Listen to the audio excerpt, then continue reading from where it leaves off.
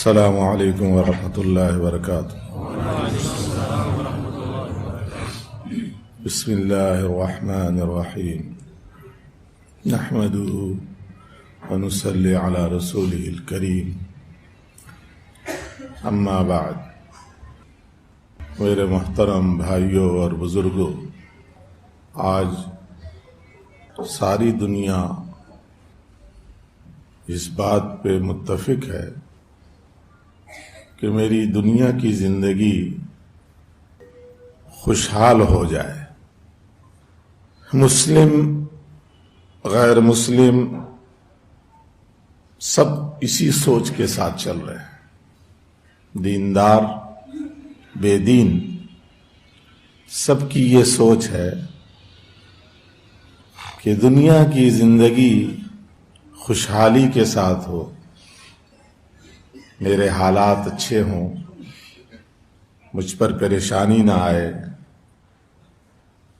کوئی تنگی نہ ہو، کوئی تکلیف نہ ہو، کوئی غم نہ ہو، کوئی دکھ نہ ہو، کوئی گھبراہٹ نہ ہو۔ میری ضروریات، میری حاجتیں آسانی سے پوری ہو جائیں، مجھے کھانا پینا سہولت سے ملے،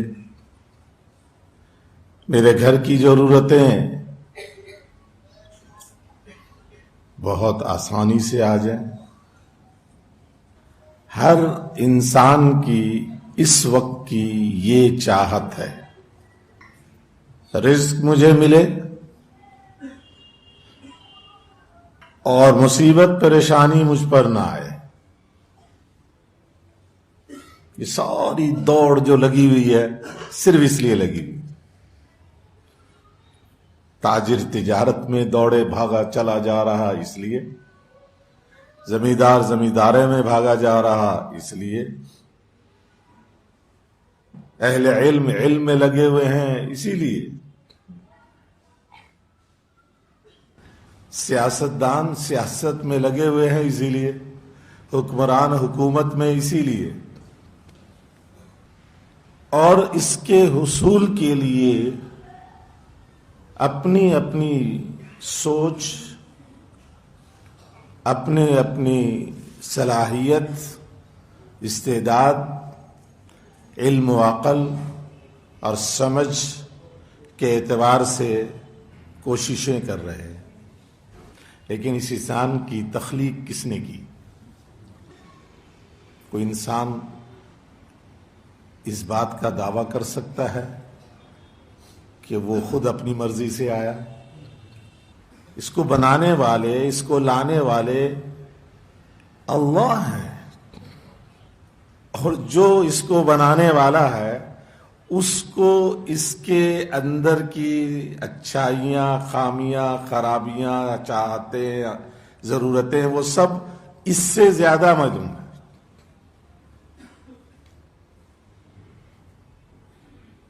مشین کو بنانے والا، گاڑی بنانے والا، اس کو پتا ہے کہ اس گاڑی کی کیا کیا ضرورت ہے،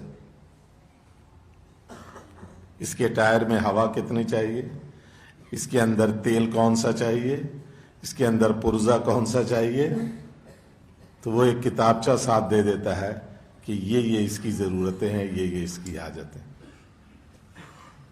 اس گاڑی کو نہیں پتا۔ یہ جو انسانی مشین ہے، اس انسانی مشین کو اپنا پتہ ہے کہ میرے اندر کیا کیا ضرورتیں ہیں، کیا کیا حاجتیں ہیں، کیا کیا خواہشات ہیں، کیا امید ہے، کیا آرزو ہے، کیا تمنا ہے، کیا چاہت ہے، یہ اسے پتہ ہے۔ لیکن ناقص پتہ ہے، کامل نہیں۔ اس کے ضرورتیں اور حاجتوں کی کا کامل علم اس کو بنانے والا اللہ، اس کو پتا ہے۔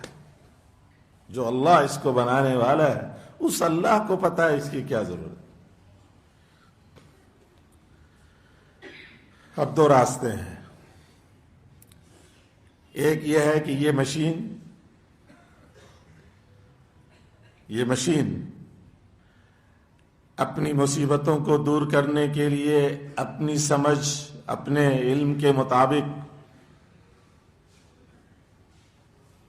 چیزوں کو جمع کرے، اپنی حاجتوں پورا کرنے کے لیے اپنی سمجھ اور علم فہم کے مطابق چیزیں حاصل کرے،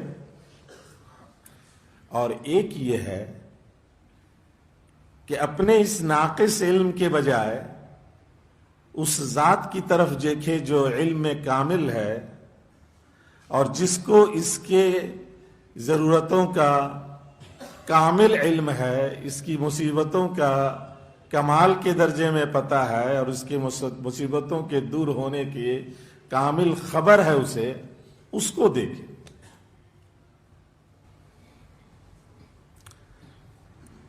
سارے انسان اپنی تئیں کوششوں میں لگے ہوئے ہیں، حکمران حکومت کے لائن سے، فوجی ترکیبوں سے، پولیس والے پولیسی نظام سے، سیاستدان سیاسی طریقوں سے، تاجر تجارت کے ذریعے سے، زمیندار زمینداری کے ذریعے سے، ملازم ملازمت کے ذریعے سے، استاد استادی کے ذریعے سے، طالب علم طالب علمی کے ذریعے سے، سب لگے ہوئے ہیں کہ میری ہر حاجت پوری ہو جائے۔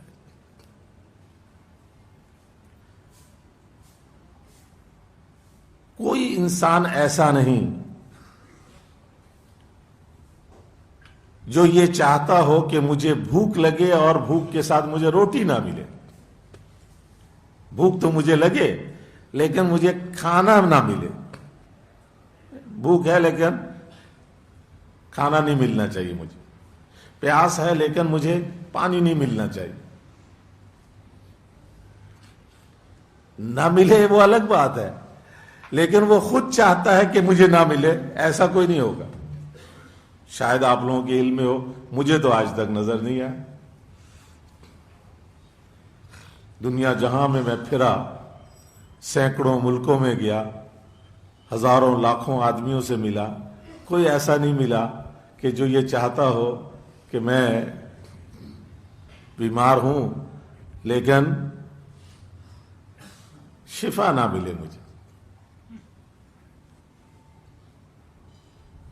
بیمار تو ہوں لیکن شفا نہیں چاہیے، ایسا نہیں دیکھا میں نے۔ ہاں بیمار ہوں لیکن علاج نہیں کراؤں گا، ایسا تو دیکھا، بیمار ہے علاج نہیں کراؤں گا۔ آپ لوگوں نے بھی شاید دیکھا ہوگا،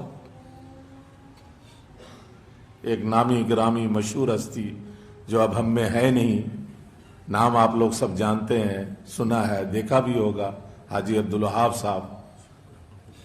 ان کو دوائی کھلانا وہ بلند و بالا پہاڑ پہ چڑھنے سے زیادہ مشکل کام ہے۔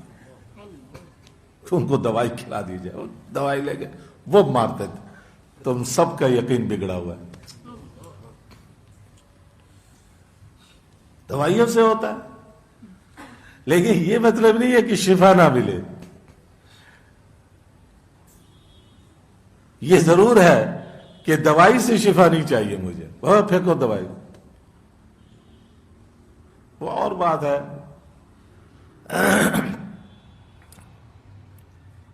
اہل اللہ کی صحبت سے بعض چیزیں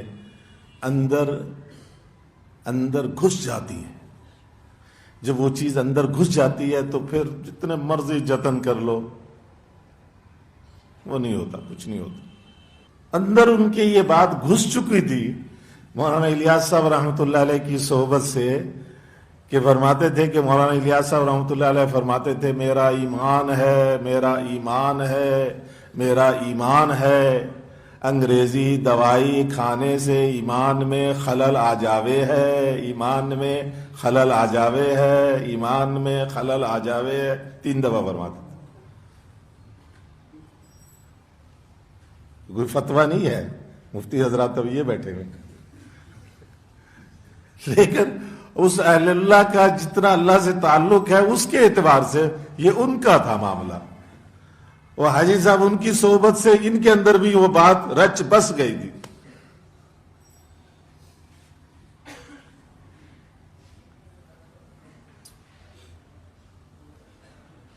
لیکن مولانا الیاس صاحب رحمۃ اللہ فتویٰ نہیں دیتے تھے. فتویٰ تو اس وقت کے مفتی اعظم جو مذاہب اربعہ میں فتوے میں مہارت رکھتے تھے بر صغیر کے اندر، بلکہ پوری دنیا میں اگر دیکھا جائے تو مفتی کفایت اللہ صاحب رحمۃ اللہ علیہ، انہوں نے آ کر حکمن دوائی پلائی. مولانا الیاس صاحب کا مذہب تو وہ تھا اور حاجی صاحب اس مذہب پہ، لیکن مفتی صاحب نے آ کر حکمن دوائی پلائی اور کہا امت کو آپ کی اس وقت ضرورت ہے اور یہ حکم ہے. تو مولانا الیاس صاحب نے کیا فرمایا؟ ہاں بھائی، حال کا امر جاننا یہی اسلام ہے. فوراً مفتی صاحب کی بات پہ حال کا امر جاننا، اس کو ماننا یہی اسلام ہے. مفتی صاحب نے کہا حال کا امر یہ ہے کہ پیو، اپنے سامنے دوائی استعمال کریں. ہم حاجی صاحب کو دوائی کھلانے کی کوشش میں لگے رہتے تھے، نہیں کامیاب ہوتے تھے. حاجی صاحب ایک وظیفہ بتلاتے تھے کہ کسی کے کو اگر کوئی بات وہ کرنی ہو تو وہ عمل کر کے اس سے بات کرو تو وہ انشاءاللہ تمہاری بات مان لے. چھوٹا سا ایک وظیفہ تھا. وظیفہ نہیں بتاؤں گا آپ لوگوں کو، کہیں آپ لوگ جو ہے نا کہو کہ جی یہیں رشتہ ہو جائے تو یہ اسی وظیفہ پڑھتے رہو سارا دن کہ میری شادی تو یہیں ہونی چاہیے، سارا زور اسی پہ لگ جائے. اب حاجی صاحب کے پاس میں نے لڑکوں سے کہا جو میرے ساتھ بچے ہوتے تھے، چلو میں نے کہا بھائی وہ پڑھو اور پڑھ کر جو ہے نا دوائی کوشش کرو کہ گولی کھا لیں. حاجی صاحب چھوٹی سی ایک گولی تھی وہ کھلانی تھی. مغرب کے بعد سے لگے ہوئے ہیں، مغرب کے بعد سے لگے ہوئے ہیں بچے. نہیں جی نہیں کھا رہے. بھائی صاحب یوں بچے یوں لے کے یوں مسکین سے بن کے یوں کھڑے ہوتے تھے، بھائی صاحب یوں ہاتھ مارتے تھے، وہ دوائی جا کے وہ گرتی تھی.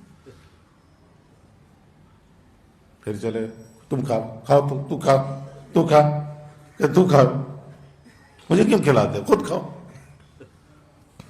خود کھایا. حاجی صاحب کی بیماری کی دوائی ہے اور وہ بچہ کیسے کھائے. عشاء ہو گئی، عشاء کے بعد کتاب ہو گئی، رات کے تقریباً 1:30-2 بج گئے. حاجی صاحب اپنا بیٹھے ذکر کر میں نے کہا کہ جی ایک وظیفہ آپ بتلاتے ہیں، ایک وظیفہ آپ بتلاتے ہیں، یا تو وہ وظیفہ غلط ہے، وہ وظیفہ غلط ہے. لیکن وظیفہ غلط ہو نہیں سکتا اس لیے کہ آپ کہتے ہیں مولانا یوسف صاحب رحمۃ اللہ علیہ نے بتلایا، لیکن اس وظیفے کا آپ پر کیوں نہیں اثر ہوتا ہے. اب مجھے یوں دیکھیں گور کے. میں نے کہا مغرب کے بعد سے یہ بچے لگے ہوئے ہیں، میں بھی پڑھے جا رہا ہوں، وہاں سے پھوک مار رہا ہوں، لیکن آپ پہ اثر ہونے کا نام ہی نہیں لیتے. کوئی جواب نہیں دے رہا، بالکل سپاٹ چہرہ. تو میں نے پھر کہا، میں نے کہا یا تو وظیفہ ہی غلط ہے، وظیفہ صحیح نہیں ہے یہ ایسے ہی بس. لیکن وظیفہ غلط ہو نہیں سکتا کہ مولانا یوسف صاحب نے آپ کو بتلایا ہے. اور جب وظیفہ غلط نہیں ہے تو یہ وظیفے کا اثر آپ پہ کیوں نہیں ہو رہا. 2-3 دفعہ میں نے یہ کہا. پھر لڑکے میں نے کہا پھینک دو اس کو گٹر میں. نہیں ہمیں نہیں کھلانی دوائی، جب یہ وظیفہ ہی نہیں اثر کرتا تو پھینکو اس کو، چھوڑو. یہ کہہ کے میں ساتھ بھی کمرے سے باہر جگہ تھی وہاں جا کے بیٹھ گیا. میں نے کہا دیکھو اب کیا ہوتا ہے. تو میں جو ہی میں ادھر گیا تو بچے سے کہا چل لے آؤ دوائی لے آؤ. دوائی منگا کر دوائی کھا لی. وہ لڑکا بھاگا آیا، مجھے خوشی یہ صاحب نے دوائی کھا لی. دوائی میں نے کہا اچھا چلو کوئی بات نہیں، کھا لی. پھر 1-8 گھنٹہ اور ذکر کرتے رہے. 2:30-3 بجے کے قریب لیٹ گئے اور صبح میرے خیال میں آدھا پونا گھنٹہ آنکھ لگی ہوگی. پھر نماز اذان ہو گئی، نماز مطلب تہجد کے لیے اٹھے. تہجد وہی سونا تھا، گھنٹہ سے بھی کم یہی سونا تھا. تو جب وہ جاگتے تھے تو ہم جاگتے تھے، جب وہ سوتے تھے تب بھی ہم جاگتے تھے. اب صبح فجر کی نماز جو ہوئی اب تو فہیم کی خیر نہیں. مجھے کچھ نہیں کہا. اب ایک ایک کو بلانا شروع کیا. فلاں کو بلاؤ، فلاں کو بلاؤ، فلاں استاد کو بلاؤ، فلاں مقیم کو بلاؤ، فلاں ایک ایک کو بلاتے جائیں اور اس کو رات کی کہانی سنائے کہ یہ رات فہیم میرے اوپر غصہ کر رہا تھا کہ وظیفہ اثر نہیں کرتا. بھائی تو 2 رکعت نفل پڑھتا اور پھر استغفار کر کے دعا مانگتا، پھر وظیفہ کرتا، پھر اثر نہیں کرتا، پھر 2 رکعت نفل پڑھتا، پھر 2 رکعت نفل پڑھتا، پھر استغفار کرتا، پھر دعا مانگتا، پھر وظیفہ کرتا، پھر بھی اثر نہیں کرتا، پھر 2 رکعت نفل پڑھتا.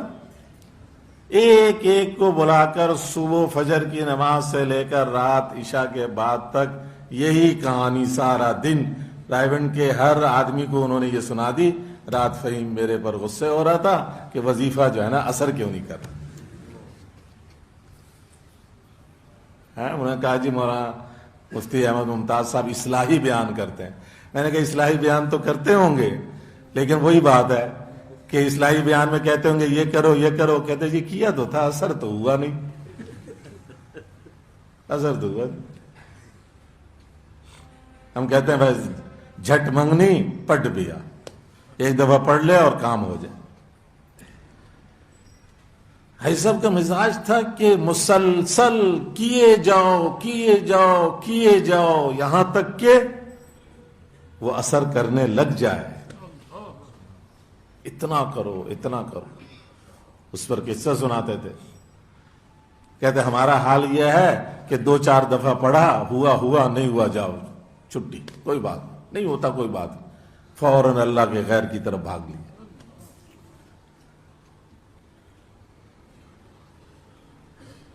تھانوی رحمۃ اللہ علیہ کا قصہ سنایا کہ تھانہ بھون کے کنویں کا پانی کھارا تھا، کھارا پانی تھا، نمکین شوریلا، وہی پانی پینا پڑتا تھا. منرل واٹر کا زمانہ تو تھا نہیں کہ منرل واٹر آ گیا جی بوتل لے آؤ جی بازار سے. حضرت تھانوی وہ پانی پیتے تھے اور میٹھے پانی پینے کی دعا پڑھتے تھے. الحمدللہ الذی جعلہ عذبا فراتا برحمتہ، اپنی رحمت سے اللہ نے ٹھنڈا میٹھا پانی پلا دی.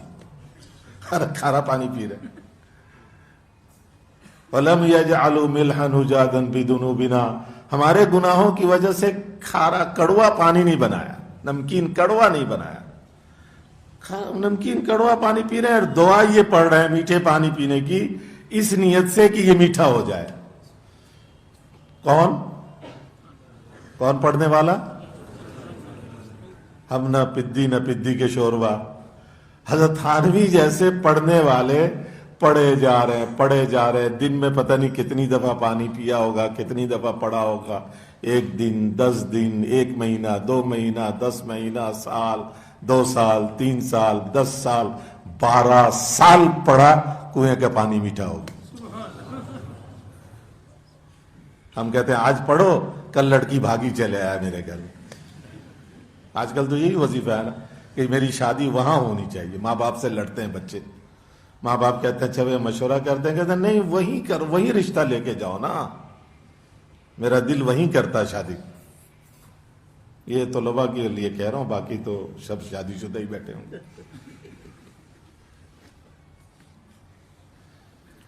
12 سال مسلسل پڑھتے رہے، 12 سال کے بعد کنویں کا پانی میٹھا ہو گیا. صحابہ کا یہ تھا معاملہ. اس وقت تک عمل کرتے جاؤ، لگے رہو. خواجہ مجذوب حضرت تھانوی کے خلیفہ کیا شعر کہتے ہیں؟ کھولیں یا نہ کھولیں در، تیری ہے کیوں اس پہ نظر، تو بس اپنا کام کر، یعنی کھٹکھٹائے جا. کھٹکھٹائے جا، ہمارا کام تو کھٹکھٹانا ہے. ہمارے مدینہ منورہ کے ذمہ دار تھے مولانا سعید احمد خان صاحب، مولانا الیاس صاحب کے ساتھ کام میں لگنے والے. حاجی صاحب نے کہا مولوی سعید صاحب تم لوگ جو ہے نا صلاۃ الحاجت پڑھ کے جو چیز مانگتے ہو، اگر وہ چیز مل جائے تو تمہارا دل مطمئن ہو جاتا ہے. صلاۃ الحاجت پڑھ کر مانگی کہ اللہ ایک سواری مل جائے، اور سواری مل گئی، اب مطمئن، واہ میرے صلاۃ الحاجت میں بڑا اثر ہو گیا.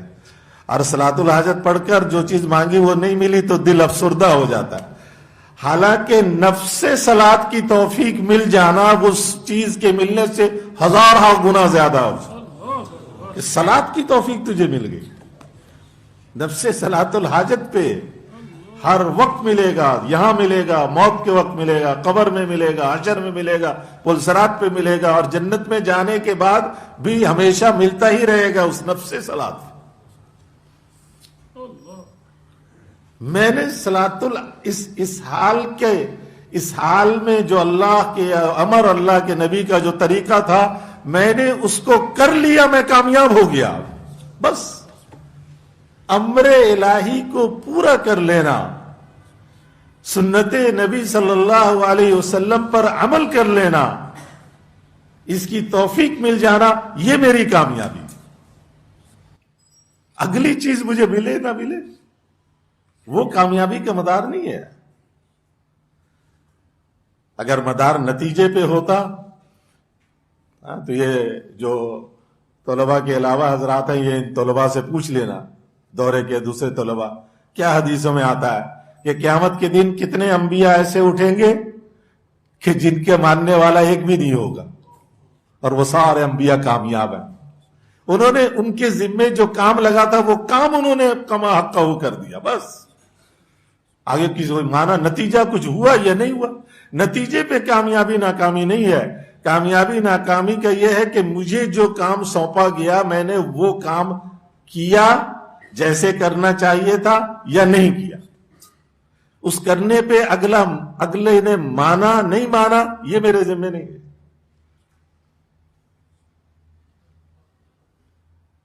ایک اور بات سناتے تھے حاجی صاحب کہ حضرت تھانوی رحمۃ اللہ علیہ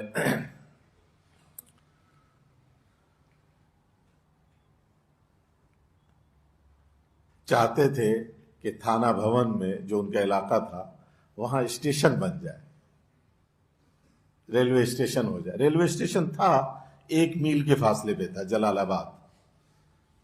تو ٹانگے پہ وہاں جانا پڑتا تھا دور، وہاں سے ریل پہ بیٹھنا پڑتا تھا. اب چاہتے تھے کہ ہمارے یہاں بھی بن جائے. اب 1 میل کا فاصلے میں 2 ریلوے اسٹیشن، یہ ریلوے کے قانون کے خلاف، کسی یوز میں نہیں تھا. 5-6 میل، 8 میل، 10 میل اتنے فاصلے پہ تو ہوتا، لیکن 1 میل اسٹیشن اور پھر 1 میل بعد اسٹیشن. حضرت کی چاہت، حضرت کے تعلق والے مریدین میں سے بڑے بڑے افسران بھی تھے، سرکاری افسران بھی تھے. حضرت نے کسی کو کانوں کان خبر نہیں لگنے دی، چپکے سے ایک درخواست بنا کر اسٹیشن کے لیے درخواست چپکے سے جمع کرا دیا، کسی کو نہیں پتہ لگنے دیا. جمع کرا کر دعا مانگنی شروع کر. کتنے سال مانگی بھائی پتہ ہے کسی کو؟ تو پھر کیا پتہ ہے جب ہمیں اپنے اکابرین کی بات کہیں نہیں پتہ تو پھر ہم کیا بتائیں. آج سارے فتنے جو پیدا ہو رہے ہیں نا اہل علم کے اندر، وہ وجہ یہ ہے کہ ہر صاحب علم اپنی عقل سے سب کچھ سمجھنا چاہتا ہے. ہم اکابر پرست لوگ ہیں، ہم اپنے اکابر کی سمجھ پہ چلنا چاہتے ہیں. ہمارے اکابر نے، ہمارے بڑوں نے قرآن حدیث سے جو سمجھا ہے، اگر میری سمجھ اس کے مطابق ہے تو ہم شکرانے کے نفل پڑھیں گے. اور اگر میری سمجھ کی کھوپڑی میں کوئی اور بات آ رہی ہے اور میرے بڑوں نے، میرے اوپر والوں نے، میرے استادوں نے، استاد کے استادوں نے کچھ اور سمجھا ہے تو اپنی کھوپڑی میں آئی ہوئی بات کو 100 میل نیچے دفن کریں گے اور جو بڑوں نے کیا اس پہ چلیں گے. سارے فتنے ختم ہو جائیں گے. یہ سارے فتنے کے سد باب کا راستہ یہ ہے کہ اپنے اکابر کے نقش قدم، یعنی ان کے پاؤں کے نقش پہ پاؤں رکھ کے چلتا جائے ورنہ پھسل جائے. سارے محقق بنے پھر رہے.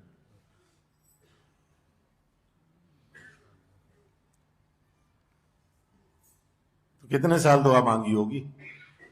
میٹھے پانی کے لیے تو 12 سال میں کام ہو گیا تھا. اسٹیشن کے لیے کتنے سال میں؟ مجھے ہی بتانا پڑے گا. 18 سال دعا مانگی. 18 سال کے بعد حکم آ گیا کہ یہاں بھی اسٹیشن بنا دو. 1 میل کے فاصلے پہ 2 اسٹیشن بن گئے.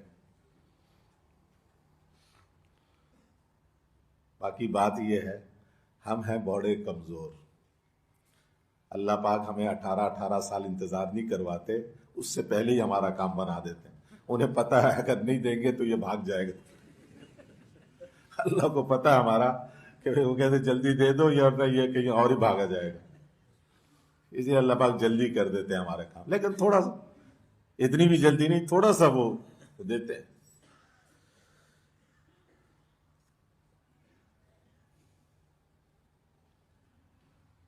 اللہ سے لینے کا راستہ, اللہ سے اپنے کام بنانے کا راستہ. اس لیے عائشہ فرماتے تھے کہ بچے اپنے ماں باپ کو دیکھتے ہیں کہ میرے والدین پہ جب ایک حال آیا تھا تو اس حال میں انہوں نے کیا کیا تھا, اللہ کی طرف بھاگے تھے یا اللہ کے غیر کی طرف بھاگے تھے. طلباء جو ہے اپنے اساتذہ کو دیکھتے ہیں کہ ہمارے اساتذہ پر, ہمارے مدرسے پر حال آیا تو ہمارے استادوں نے کیا کیا. ہمارے رائمنڈ میں بیرون کے طلباء بہت پڑھتے ہیں تو ان کے ویزے ووزوں کے مسئلے آتے رہتے ہیں, جی ویزا نہیں بڑھا رہے ہیں, حکومت رد کر رہی ہے.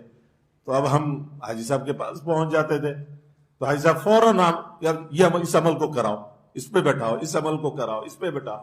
یہ نہیں کہتے تھے کہ فلاں فوجی سے بات کر لو, فلاں وزیر وہ جو ہے نا اس کو فون کرو. اب ان طلباء کو پتہ چل گیا, اب سارے مدرسے والے عمل کر رہے ہیں. میں نے کہا جی جو مبتلا بھی ہیں ان سے زیادہ کرواؤ. یہاں کیا کہتے ہیں, حضرت دعا کر دے.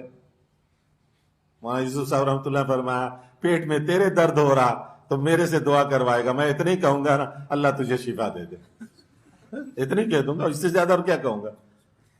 لیکن درد تیرے پیٹ میں ہو رہا, تو جس تڑپ کے ساتھ مانگے گا اس کی بات ہی کچھ اور ہوگی. جو تکلیف تجھے ہے, جس کو تکلیف ہے اس کو ہم دعا والا بنانا چاہ رہے ہیں, اور تو حضرت سے کہتا ہے حضرت دعا کر دو بس. اور اگر دعاؤں کی پرچیوں کی اتنی بھرمار جمع ہو جاتی ہے ہمارے پاس, اور پھر کہتے ہیں حضرت خصوصی دعا کیجیے گا. خصوصی وقت کے لیے تو ہی رہ گیا, خصوصی دعا کے لیے. اب بعض کہتے ہیں جی خاص وقت میں مجھے یاد کیجیے گا. ارے بھائی اس خاص وقت میں اللہ کو یاد نہ کروں, تجھے یاد کروں کہ خاص وقت میں رہ گیا, مجھے یاد کیجیے. فرماتے تھے صاحب دعا بنو, خود صاحب دعا بنو. منع نہیں ہے بزرگوں سے دعا کی درخواست کر دینا, یہ منع نہیں ہے, لیکن اصرار کر دینا, پریشان کرنا.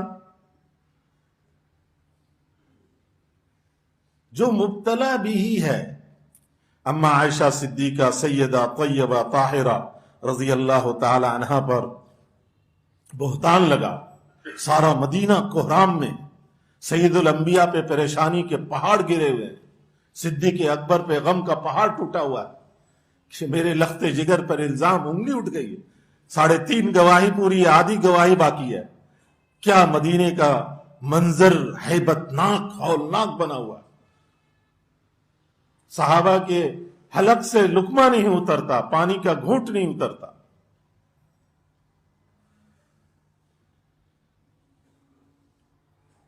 مسئلہ حل نہیں ہوا. ساری سیرت کی کتابوں میں ہے کہ سارے مدینے میں کوہرام مچا ہوا ہے اور مبتلا بہا اس کو پتہ ہی نہیں. اما عائشہ کو پتہ ہی نہیں. اب جب پتہ چلا اما عائشہ کو جب پتہ چلا رضی اللہ تعالی عنہ, اب تو وہ جا رہی تھی قضاء حاجت کے لیے. وہ بھی کم, وہ جب پریشانی ہوتی ہے نا, آدمی بیٹھا ہوا ہو قضاء حاجت کے لیے, سامنے سے سانپ آ جائے تو پیشاب پوشاب سب اوپر چلا جاتا. اتنا بڑا سنگین الزام امام الانبیاء کی چہیتی کے اوپر, سید الانبیاء کی محبوبہ کے اوپر, اس قدر سنگین, خوفناک.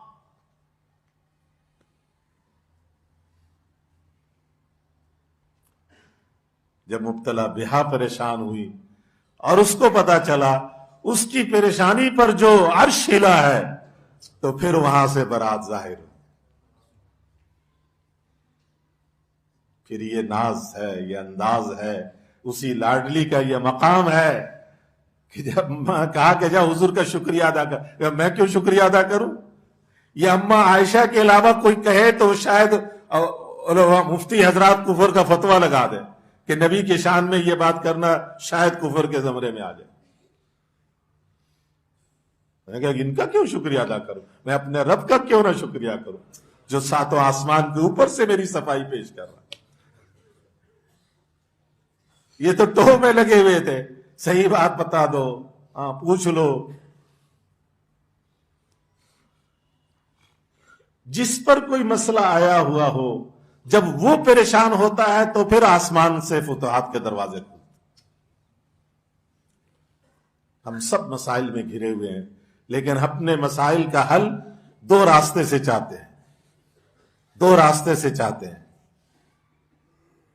یا تو غیر اللہ سے چاہتے ہیں، غیر اللہ سے چاہتے ہیں براہ راست، اور یا اللہ سے چاہتے ہیں لیکن غیر اللہ کے واسطے سے، کہ فلاں بزرگ سے کرا لو، فلاں پیر سے کرا لو، فلاں شیخ سے کرا دو، فلاں استاد سے کرا لو۔ براہ راست اللہ سے کرانے کی ہمارے میں عادت نہیں پڑی۔ ایک سیاسی آیا، بڑا مشہور آدمی پاکستان، تو حاجی صاحب رحمت اللہ علیہ اس پر غصے ہوئے، انہوں نے کہا تم سیاسیوں کا مزاج یہ ہے کہ تم لوگوں کا کام کرتے ہو لیکن اس طریقے سے کرتے ہو کہ جب بھی اس پر ضرورت آئے، جب بھی یہ پریشان ہو، پھر تمہارے پاس آئے، اس کو باندھے رکھتے ہو اپنے ساتھ۔ ہم لوگوں کو ان اعمال کی طرف لگاتے ہیں کہ جب بھی اس پر کوئی مسئلہ آئے وہ عمل کرے، کام کروا لے۔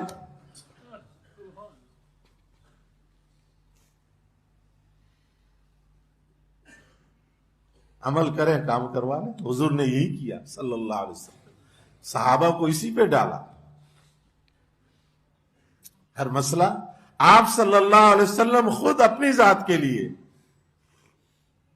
کچھ آیا گھر میں نہیں، اچھا پھر چلے گئے نماز کے لیے، پھر کچھ آیا گھر میں نہیں، پھر چلے گئے نماز کے لیے۔ حالانکہ مدینہ منورہ میں اگر اشارے کنائے سے بھی کسی گھر میں خبر پہنچ جاتی کہ حضور بھوکے ہیں، گھر میں ان کے کچھ نہیں ہے، تو کیا نہیں بھیجتے؟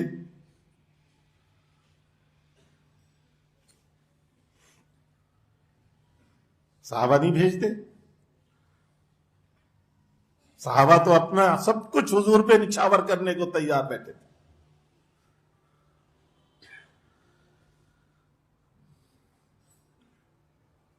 ایک آسان راستہ ہے، بہت آسان۔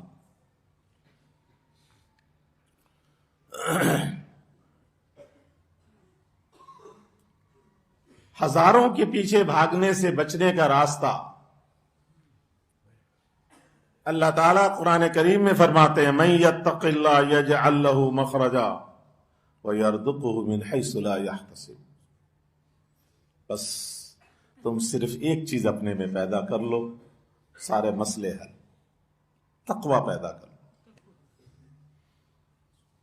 ایک چیز، صرف ایک بات اپنے میں تقوی پیدا کر لو، ہر غم سے تمہارے لیے خوشی نکلے گی۔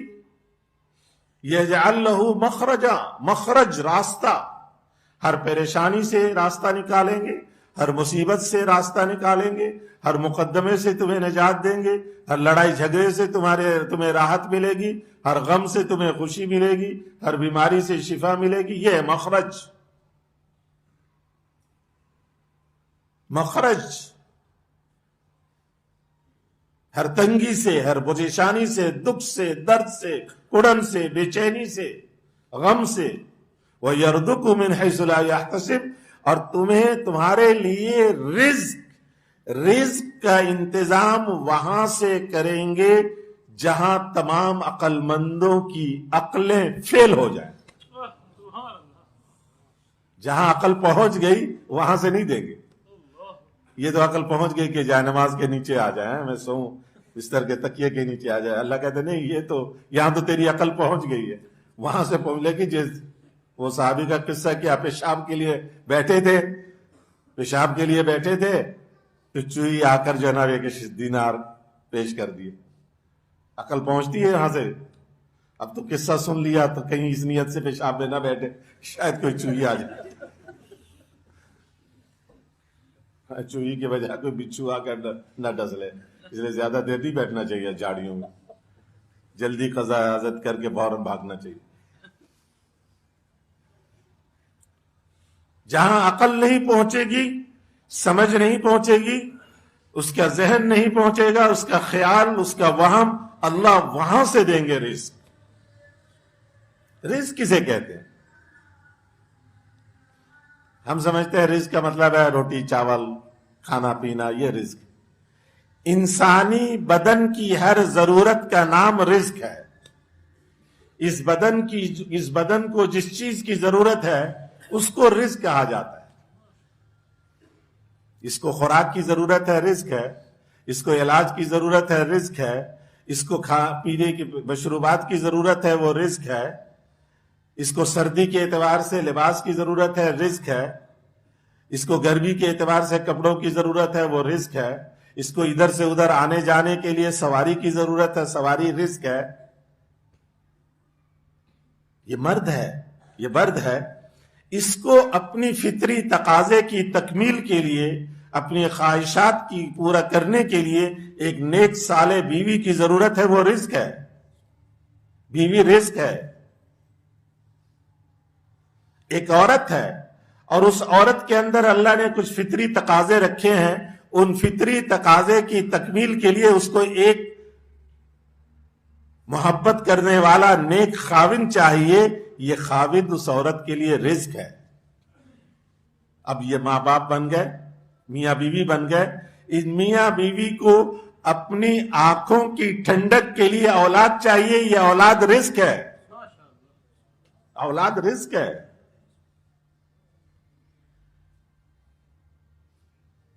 ایک چیز حاصل کرے اپنے اندر، ایک بات پیدا کرے، تقوی پیدا کرے. تقوی جو ہی تقوی پیدا کیا، اللہ پاک کی طرف سے رزق، غم و پریشانی دور اور رزق کی فراوانی شروع. تقوی کیسے پیدا کرے گا؟ وہ کیا چیز ہے کہ جس کو اندر لے آئے تو آدمی متقی بن جائے؟ اللہ نے شروع میں، قرآن کے بالکل شروع میں فرما دیا، الف لام میم ذالک الکتاب لا ریب فیہ ھدی للمتقین. اس کتاب میں شک و شبہ کی کوئی گنجائش نہیں ہے، کسی تردد اضطراب کی یہاں پہ کوئی گنجائش نہیں. اور یہ کتاب رہبری کرتی ہے، رہنمائی کرتی ہے، سجھاتی ہے، سمجھاتی ہے، راہ دکھلاتی ہے، سیدھے راستے پر چلاتی ہے، کامیابی پہ پہنچاتی ہے. یہ سب ہے ہدن. کس کے لیے؟ متقیوں کو. للمتقین، جو تقوی جنہوں نے پیدا کر لیا ان پر نہیں، جو تقوی کے راستے پر پہلا قدم رکھے اس کے لیے شروع ہو جاتا ہے. یہ دنیا میں کہیں نہیں ہے کہ نوکری کے پہلے دن سے ہی آنا شروع ہو جائے. کہتے 30 دن کام کرو اس کے بعد ملے گا. یہاں پہلے دن پہلا قدم رکھتے ہی شروع ہو گیا. جو تقوی میں بڑھتا جائے گا تو اور چیزیں پاتا ہی چلا جائے گا. آگے کیا فرمایا؟ متقین کون ہے؟ الذین یؤمنون بالغیب. پہلی صفت تقوی پیدا کرنے کے لیے سب سے پہلی صفت بن دیکھے ایمان لانا. یؤمنون بالغیب، بن دیکھے ایمان لانا. شاہ عبد القادر محدث دہلوی رحمۃ اللہ علیہ ترجمہ کرتے بن دیکھے ایمان لانا. قرآن کا جو اردو ترجمہ ہے، سب سے پہلا بامحاورہ اردو ترجمہ شاہ عبد القادر محدث دہلوی، شاہ ولی اللہ رحمۃ اللہ علیہ کے تیسرے صاحبزادے، انہوں نے کیا. سب سے پہلا اردو لفظی ترجمہ قرآن پاک کا شاہ ولی اللہ رحمۃ اللہ علیہ کے دوسرے صاحبزادے شاہ رفیع الدین صاحب نے کیا. اس خاندان کو اللہ نے اس لیے نوازا ہے. جتنے بھی اردو تراجم ہیں سب اس سے مستفاد ہے.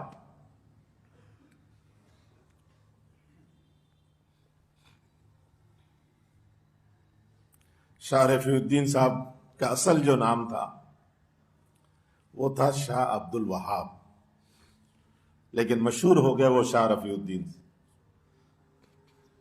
حاجی عبد الوہاب صاحب وہ سناتے تھے کہ ہمارے ہندوستان میں ایک لیڈر تھے راجپوتوں کے، کنور عبد الوہاب ان کا نام تھا. کہتے میرے والد صاحب جو ہے، حاجی صاحب بھی راجپوت تھے، تو کہتے میرے والد صاحب جو ہے ان سے بڑے متاثر تھے، تو ان کے نام پر میرا نام رکھا تھا، کنور عبد الوہاب حاجی صاحب کا نام. تو جب مجھے پتا چلا کہ شاہ رفیع الدین صاحب کا اصل نام شاہ عبد الوہاب تھا، تو میں نے حاجی صاحب سے کہا، میں نے کہا جی نہیں وہ آپ کے ابا نے ویسے ہی کہیں سے رکھ دیا ہوگا، اللہ نے آپ کا نام شاہ عبد الوہاب شاہ رفیع الدین کے نام پر رکھوایا ہے. حاجی صاحب کہتے لگے اچھا. میں نے کہا ہاں. کہتے اچھا شاہ رفیع الدین کا، حاجی صاحب کو یہ پتا تھا. میں نے کہا شاہ رفیع الدین کا اصل نام شاہ عبد الوہاب تھا، عبد الوہاب. تو شاہ عبد القادر محدث دہلوی رحمۃ اللہ بن دیکھے ایمان لانا. الحمدللہ اس وقت مسلمان جیسے کیسے بھی ہیں، لیکن بن دیکھے ایمان کچھ نہ کچھ کسی بھی درجے کا ہے ضرور. اللہ کو نہیں دیکھا، اللہ پر ہم ایمان رکھتے ہیں. ہم نے رسول اللہ صلی اللہ علیہ وسلم کو نہیں دیکھا، رسول پر ہم ایمان رکھتے ہیں. وحی کے نازل ہوتے ہوئے ہم نے نہیں دیکھا، پھر بھی قرآن پر ایمان رکھتے ہیں. فرشتوں کو دیکھتے ہیں ہم، فرشتوں پر ایمان رکھتے ہیں. جبرائیل کو مانتے نہیں مانتے، میکائیل کو بھی مانتے ہیں، اسرائیل کو بھی مانتے ہیں. ہمارے بزرگ بیٹھے ہوئے تھے سارے، تو بزرگ دل لگی کی باتیں بھی کر لیتے. تو کسی نے کہا کہ جی عبد الوہاب جو ہے نا وہ فرشتہ ہے. بھائی عبد الوہاب صاحب کے بارے میں کسی نے آ کر ان کو بزرگوں نے کہا جی عبد الوہاب جو ہے نا، بھائی عبد الوہاب صاحب تو بالکل فرشتہ ہے. تو ہمارے ایک بزرگ تھے لاہور کے، انہوں نے کہا ہاں فرشتہ ہے لیکن موت کا فرشتہ ہے. فرشتہ تو ہے لیکن موت کا فرشتہ، جس کو قابو کرتا ہے تو وہ چھوڑتا ہی نہیں ہے. موت کا فرشتہ چھوڑ کے چلا جاتا ہے. جس کو پتا ہے کہ اس کو قابو کرنا ہے تو اس کو چھوڑ کے تھوڑی جاتا ہے. حاجی صاحب کو چھوڑ کے چلا گیا تھا ویسے، ایک دفعہ نہیں کئی دفعہ. ایک دفعہ کا حاجی صاحب سناتے ہیں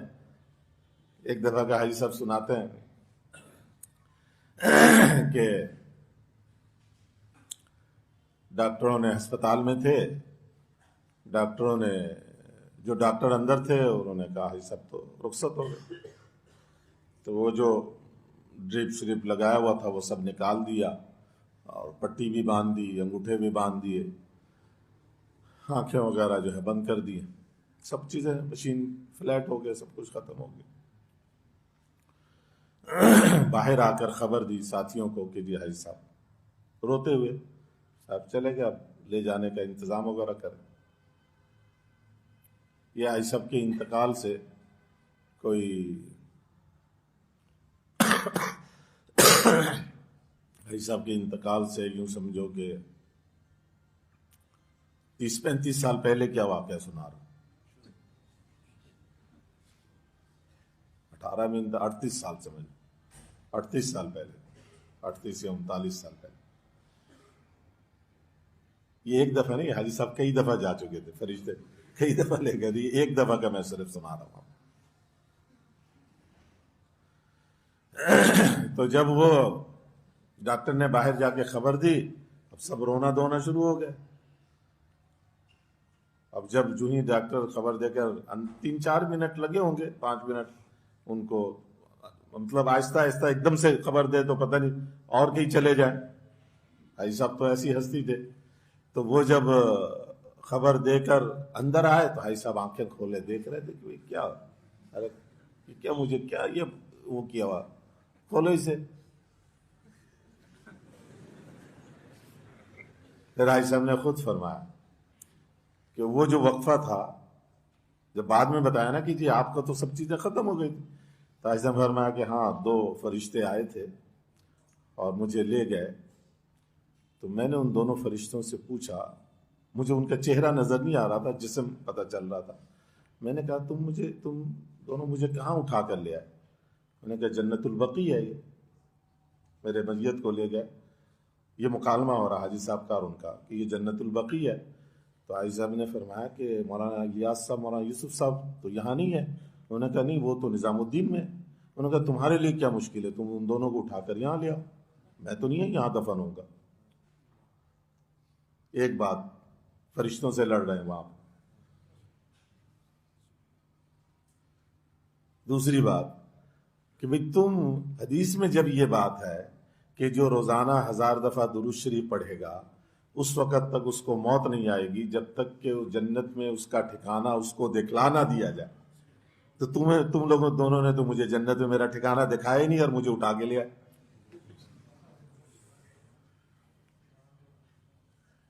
1000 دفعہ نہیں، ہزاروں دفعہ پڑھتے تھے درود شریف روزانہ، ہزاروں. اور درود شریف کیا ایسے ہزاروں ان کے وظائف تھے کہ جس کو ہم صرف سوچ سکتے ہیں، کر نہیں سکتے. اس کا 10واں حصہ بھی نہیں کر سکتے. 10واں کیا، میں تو خیال ہے 100واں حصہ بھی نہیں کر سکتے.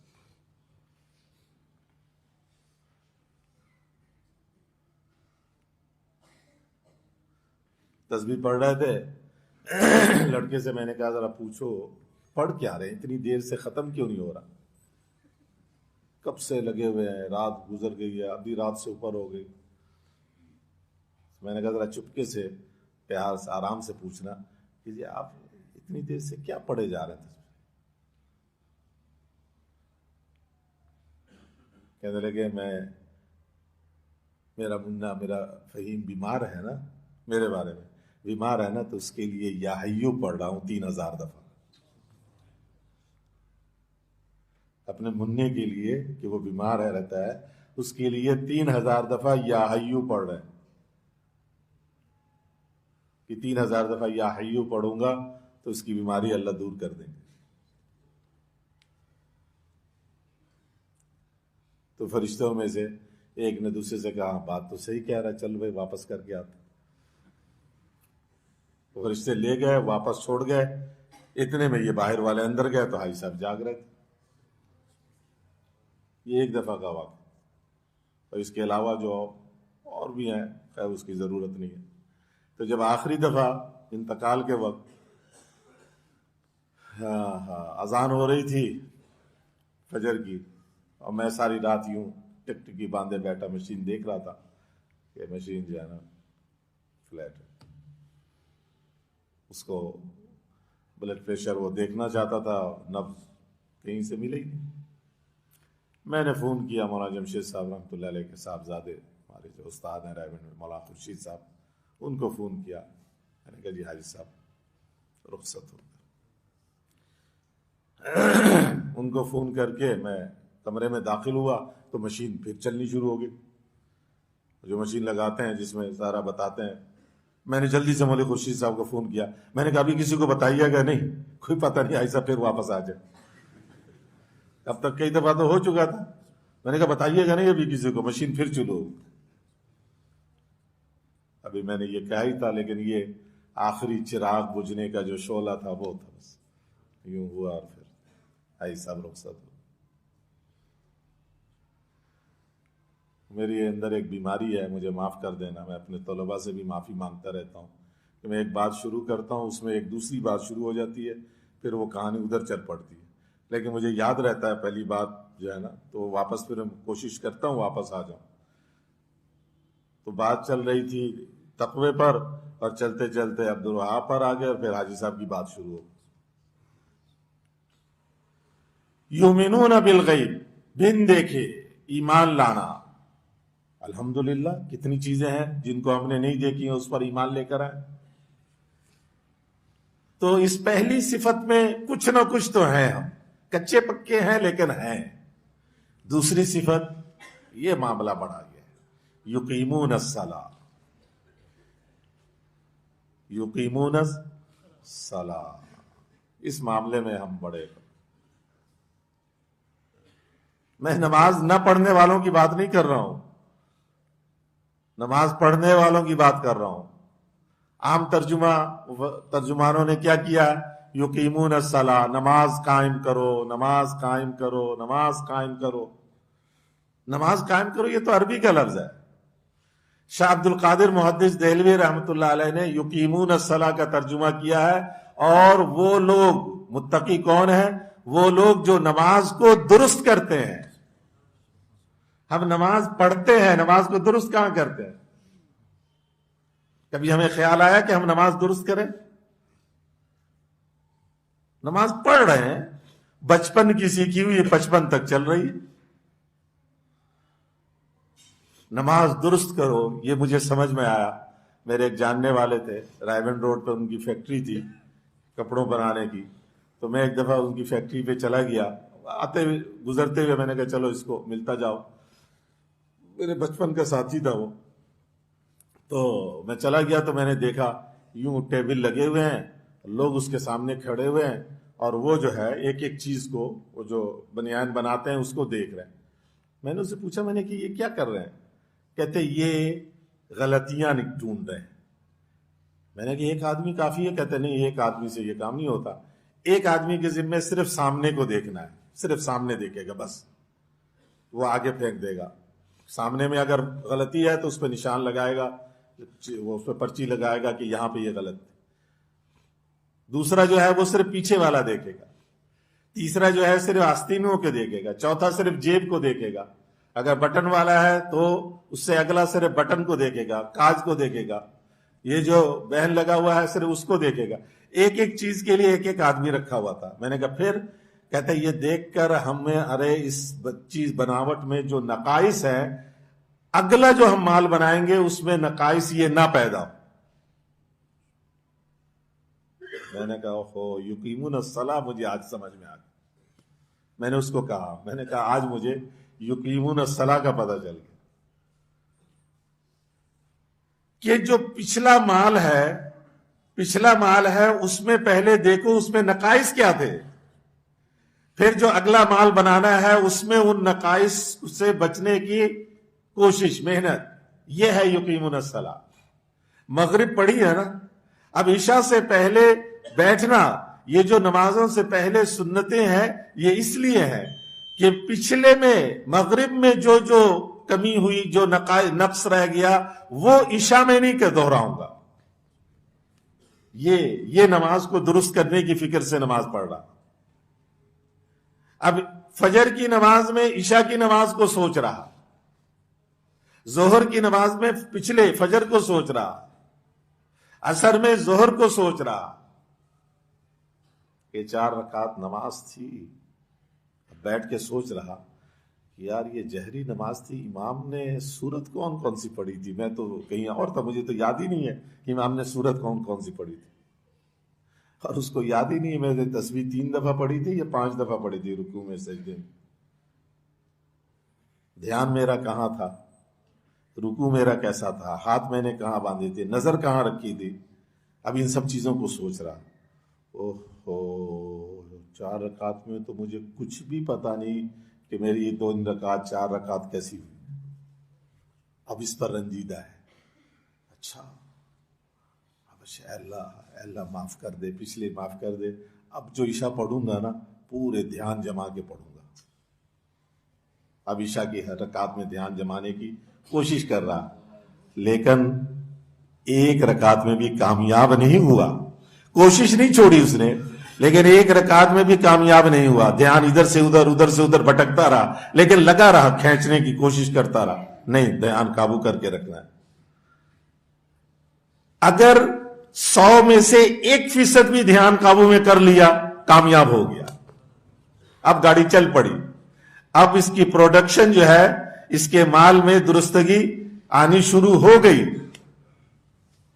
ورنہ پھر وہی حال ہوگا کہ ایک مسجد میں امام صاحب سے 100 ہو گیا کہ 3 رکعت پڑھی تھی یا 4 رکعت،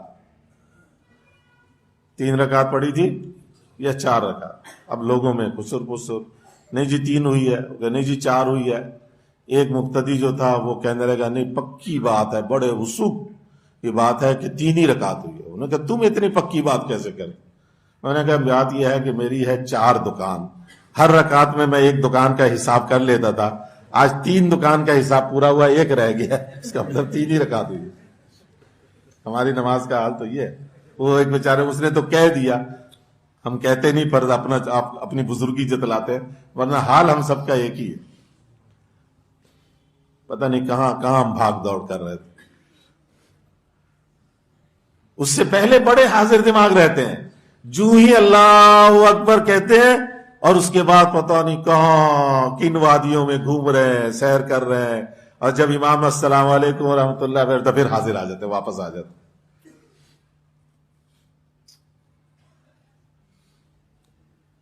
اس لیے ہمارے حاجی صاحب کہتے تھے، مولانا الیاس صاحب رحمۃ اللہ علیہ جب نماز پڑھاتے تھے اللہ اکبر، وہ کہتے تھے اللہ کا نام عظمت سے لو. مولانا الیاس صاحب جب اللہ کہتے تھے تو ایسا لگتا تھا اللہ کی عظمت چھلک رہی ہے ان کے اندر سے. اللہ کی عظمت، اللہ. ہمارے طلبہ اذان دیتے تھے تو بھائی صاحب بلا تو کہتے کہو یہ اس نے اذان دی ہے، اس نے تو اذان پڑھی ہے. اذان پڑھنا اور چیز، اذان دینا اور چیز. اذان دینا ندا اللہ ایک عالی شان ذات کے لیے پکار رہا ہے. کہتے اللہ اکبر اللہ اکبر اللہ اکبر اللہ اکبر. کہتے یہ کیا ہے؟ یہ اذان دے رہا ہے. اسلام کو پر کر کے اللہ. ہمارے استاد تھے خیر المدارس میں علامہ کشمیری صاحب، تو وہ خود فرماتے تھے، وہ علامہ کشمیری صاحب مولانا سلیم اللہ خان صاحب، مفتی ولی حسن صاحب، ان کے بھی استاد تھے. دیوبند میں ان کو پڑھایا تھا، ان دونوں نے دیوبند میں ان سے پڑھا تھا. ہمارے بھی استاد تھے ترمذی شریف، ہم نے ان سے پڑھی تھی. تو بخاری کی بسم اللہ انہوں نے کرائی تھی ہمیں. علامہ کشمیری صاحب فرماتے تھے پورے ملتان شہر میں کوئی ایک بھی مؤذن سنت کے مطابق اذان نہیں دیتا سوائے ایک وابدہ کالونی کے مؤذن کے، باقی کوئی بھی نہیں. اور فرماتے تھے کہ سب سے زیادہ خلاف سنت اذان دینے والا مؤذن وہ خیر المدارس کا مؤذن، اور اس کے اذان کی پورے ملتان شہر میں دھوم تھی. ایسا اذان دیتا تھا، ایسے لے لگاتا تھا، اور ماشاءاللہ مینارے کے اوپر، اور اتنا خصوصاً فجر کی اذان تو پورے ملتان میں سنائی دیتی. علامہ صاحب فرماتے تھے سب سے زیادہ خلاف سنت اذان اس مدرسے کے مؤذن کی. ہمارے عائشہ بھی یہ کہتے تھے یہ کیا ہے لگا رکھا آواز میں، یہ اتار چڑھاؤ، یہ کیا ہے؟ ندا ہے. ندا میں اس طرح تھوڑی ہوتا ہے. پکار، عظمت والے، کبریائی والے، بزرگی والے اللہ کی طرف پکار. اللہ اکبر. یقیمون الصلاۃ، جو نماز کو درست کرتے ہو. اللہ کی عظمت اندر بھری ہوئی ہے، اس کے لیے نماز پڑھ رہا. ہر نماز سے پہلے جو پچھلی نماز کی غلطیوں کو سوچ رہا ہے اور اس موجودہ نماز میں اس کو نہ دہرانے کی نیت کر کے کوشش کر رہا ہے، یہ نماز کی درستگی پہ چلا ہے. جب نماز درست ہوگی تو پھر پتہ چلے گا. کلمہ نماز. اور یوسف صاحب رحمۃ اللہ علیہ فرماتے تھے کہ اصل تو ہے ہی کلمہ نماز. کسی نے کہہ دیا جی تبلیغ والے صرف کلمہ نماز کی بات کرتے ہیں، کلمہ نماز سے کیا ہوتا ہے؟ فرمایا کہ اس امت کا تو نعرہ یہ ہونا چاہیے تھا، پڑھ کلمہ سیکھ نماز، پڑھ کلمہ سیکھ نماز. کلمے کا یقین اندر گھستا جاتا، اللہ سے ہوتا ہے، اللہ کے غیر سے نہیں ہوتا. اس قوت سے کہتے تھے حاجی صاحب. ایک صاحب نے کہا کہ میں تصویر لے کر بیٹھا کہ دیکھوں کہ حاجی صاحب بیان میں کتنی دفعہ اللہ اللہ کرتے ہیں. اللہ سے ہوتا ہے، زمین اللہ نے بنائی، آسمان اللہ نے بنایا، چاند سورج اللہ نے بنایا، اللہ کے غیر سے نہیں ہوتا، اللہ سے ہوتا، اللہ کے غیر. تو اللہ اللہ کے ایک اس میں کتنی دفعہ کہا، میں تسبیح لے کر گننا شروع ہوا. اس وقت وہ کاؤنٹر وغیرہ تھے نہیں، تو کہتا میں گنتا رہا 100 200 300 400 500. جب 500 دفعہ ہو گیا تو میں نے چھوڑ دیا گننا. ابھی بیان ختم نہیں ہوا تھا. ایک بیان میں 500 دفعہ لفظ اللہ کو بولا گیا. ابھی بیان باقی تھا، پتہ نہیں اور کتنا کہا ہوگا، اور صبح سے لے کر رات تک کتنا کہا ہوگا. ایسے ہی نہیں لوگ بھاگے چلے آئے کہ ان کے جنازے پہ جانا. لاکھ روپے کرایہ دے کر کراچی سے لوگ پہنچ گئے کہ کچھ بھی ہو جائے ان کے جنازے میں شریک ہونا. اللہ. حضرت گنگوہی رحمۃ اللہ علیہ فرماتے تھے، آئی صاحب نے سنا کہ حضرت گنگوہی فرماتے تھے بے دھیانی سے بھی اللہ کا نام لینا نفع سے خالی نہیں ہے. بے دھیانی غفلت کے ساتھ بھی اللہ کا نام لے، وہ بھی نفع سے خالی نہیں. تو دھیان والے سے کیا کیا کام بنے گا. ہمارا جمشید صاحب رحمۃ اللہ فرماتے تھے کہ نماز میں ایک لمحے کے لیے بھی اللہ کا دھیان آ گیا، ہو گیا کام. لیکن جو ہم چاہتے ہیں ہمارا سارا مسئلہ حل ہو جائے، اس کے لیے تو کچھ اور کرنا پڑے گا. وہ نماز کا کام تو ہو گیا، یہ نماز بنا دے گی. تو وہاں یوسف صاحب سے جب کسی نے کہا نا کہ جی کلمہ نماز سے کیا ہوتا، کسی نے کہا، وہاں یوسف صاحب جلال میں آ گئے. احمق کہتا ہے کلمہ نماز سے کیا ہوتا ہے. موسیٰ علیہ السلام کے کلمہ نماز سے فرعون کی 400 سالہ حکومت کو اللہ نے غرق کر دیا. امام الانبیاء کے کلمہ نماز سے کچھ نہیں ہوتا. حضور صلی اللہ علیہ وسلم کے کلمہ اور نماز کچھ نہیں ہوگا. اس لیے کلمہ بنانا، نماز کو سدھارنا. یقیمون الصلاۃ، نماز کو درست کرتے ہیں. ظاہر نماز کے لیے آتے رہے، مسجد میں آتے رہے. ہمارے بھائی صاحب نے ابھی مسجد بنائی ہے، مفتی صاحب کے بڑے دوست ہیں، ان کے صدقے مفتی صاحب کچھ ہم پر بھی نظر کرم کر دیتے ہیں. دوستی اصل ان سے ہے. تو انہوں نے کہا کہ جی تم آ کر والد صاحب کے اصالہ ثواب کے لیے اورنگی 11:30 میں جمعے کی نماز سے افتتاح کرنا تھا، تو مجھے اس لیے آنا پڑا راونٹ سے. میں نے کہا چلو پہلے چلے جاتے ہیں. تو میں نے وہاں جو محلے کے نمازی تھے، میں نے کہا کہ مجھے صرف اتنا بتا دو، وہ گلی ہے 2 گلی پیچھے، وہ جمعہ بازار لگا ہوا تھا. میں نے کہا اس 2 گلی پیچھے ایک چیز جو ہے تمہاری، آپ ایک چیز بیچ رہے ہیں، وہ 1 روپے میں بک رہی ہے. 1 روپے میں. 2 گلی چھوڑ کر ادھر آگے آ گئے، 2 گلی اس طرف آئے، وہی چیز 25 روپے میں آپ کی بک رہی ہے. تو آپ کہاں پہ بیچو گے؟ اس 2 گلی پیچھے جہاں 1 روپے میں بکی، یا 2 گلی آگے جہاں 25 روپے میں بک رہی؟ میں نے کہا جی جہاں 25 میں بک رہی وہاں بیچیں گے. میں نے کہا اگر کوئی کہا کہ نہیں میں تو 1 ہی روپے نفع لینا چاہوں گا، لوگ اس کو کیا کہیں گے؟ کہیں گے ہلا ہوا ہے بیچارہ.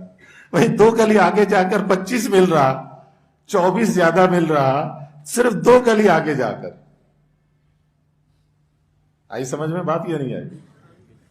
بھائی 2 گلی پیچھے تیرا گھر ہے، وہاں تو نماز پڑھ رہا 1 نماز، 2 گلی چھوڑ کر یہاں مسجد میں آ کے پڑھ رہا تو 25 نماز. تو کہہ رہا نہیں میں گھر میں ہی نماز پڑھ لوں، یعنی 1 پر ہی خوش ہوئے جا رہا، 1 نماز پر ہی خوش ہوئے جا رہا، اور 25 کو چھوڑے جا رہا. تو اس کو کیوں نہیں کہتے یہ پھرا ہوا دماغ سے جا رہا، اس کو مینٹل ہاسپٹل لے چلو کہ 25 کا فائدہ چھوڑ رہا صرف 2 گلی کے فاصلے سے. 2 گلی کے بعد مسجد ہے. اور اس سے اونچی بات، یہ طلباء جو ہیں یہ زیادہ سمجھیں گے. پتہ نہیں آپ کے یہاں منطق ہے ابھی یا نکال دی؟ الحمدللہ. آج کل یہ بھی ایک چل رہا کہ جی منطق کو نکال دو. نتیجہ جو ہے وہ ارذل کے تابع ہوتا ہے، مشہور ہے یہ، عام لوگ بھی سمجھتے ہیں. مثلا آپ کے پاس 1 بالٹی دودھ ہے، اس میں 2 چمچ پیشاب کے ڈال دو، کوئی لے گا وہ دودھ؟ حالانکہ پیشاب تو 2 چمچ ہے. دودھ تو پاک تو بالٹی ہے. ساری چیزوں میں یہی ہے، تھوڑی سی بھی ناپاکی گندگی آ جائے تو وہ قابل قبول نہیں ہوتی. لیکن نماز کے کیا کہنے، مسجد کی نماز کے کیا کہنے. 100 آدمی نمازی ہیں اور ان 100 میں سے 99 کی نماز ہے پھسپھسی، ایک کی نماز ہے بڑھیا. اس 99 کی نماز 99 کو اس بڑھیا کے اعتبار سے ملے گا. یہ ہے جماعت میں مسجد میں آنے کا. جو سب سے بڑھیا نمازی ہے اس کے حساب سے سارے گھٹیوں کو بھی اسی کے حساب سے ملے گا، جو بالکل برعکس ہے عام قاعدے کے اعتبار سے، کہ یہاں نتیجہ نماز میں نتیجہ اعلیٰ کے تابع ہے، ارذل کے تابع نہیں. ارذل کے تابع نہیں ہے. اس لیے حضرت رائے پوری، پتہ نہیں آپ لوگوں نے نام سنا یعنی، حاجی صاحب کے پیر و مرشد تھے مولانا عبد القادر رائے پوری رحمۃ اللہ علیہ. وہ جب آتے تھے تو مولانا زکریا صاحب جن کی کتاب ہے فضائل اعمال، وہ نماز میں 10 منٹ جتنا بھی، انہوں نے کہا جب تک حضرت رائے پوری تیار ہو کے نہیں آ جائیں گے اس وقت تک نماز نہیں کھڑی ہوگی. جب حضرت رائے پوری تیار ہو کے آتے تھے پھر نماز کھڑی کرتے تھے کہ ہم سب کی نماز اب حضرت رائے پوری کی نماز کے حساب میں تولا جائے گا. یہاں ٹن کی نماز ہوتی ہے، کوئی آئے گا ٹن ہو گیا کھڑی کر دو یار. اور وہ جو بابے 2-4 ہوتے ہیں نا، ان کو جو ہے وہ گرمی امام کے سارا غصہ امام پہ نکالتے ہیں. امام صاحب، امام صاحب یہ نہیں دیکھتے کہ ایک اللہ والا بڑھیا نمازی ہمارے میں شامل ہو جائے گا، ایک عالم دین شامل ہو جائے گا، ایک متقی بشرع شریعت سنت پہ چلنے والا اگر وہ شامل ہو جائے گا تو ہماری نماز اعلیٰ اس حساب سے ہمیں ملے گا. اس کی کوئی تمنا نہیں. اس لیے کہ یقیمون الصلاۃ، نماز درست کرنے کی تمنا نہیں، نماز کو درست کرنا. وَمِمَّا رَزَقْنَاهُمْ يُنْفِقُونَ، تیسری صفت، الَّذِينَ يُؤْمِنُونَ بِالْغَيْبِ وَيُقِيمُونَ الصَّلَاةَ وَمِمَّا رَزَقْنَاهُمْ يُنْفِقُونَ. جو کچھ ہم نے دیا ہے، جو کچھ ہم نے دیا ہے اس کو خرچ کرتے ہیں. کس لیے؟ دین کی سربلندی کے لیے، دین کی سرسبزی کے لیے، اللہ کے نام کو بلند کرنے کے لیے.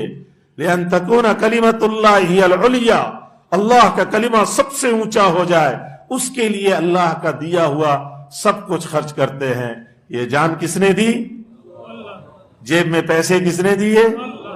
صلاحیت کس نے دی؟ استعداد کس نے دی؟ طاقت کس نے دی؟ علم کس نے دیا؟ عقل کس نے دی؟ سمجھ کس نے دی؟ تعلقات کس نے دیے؟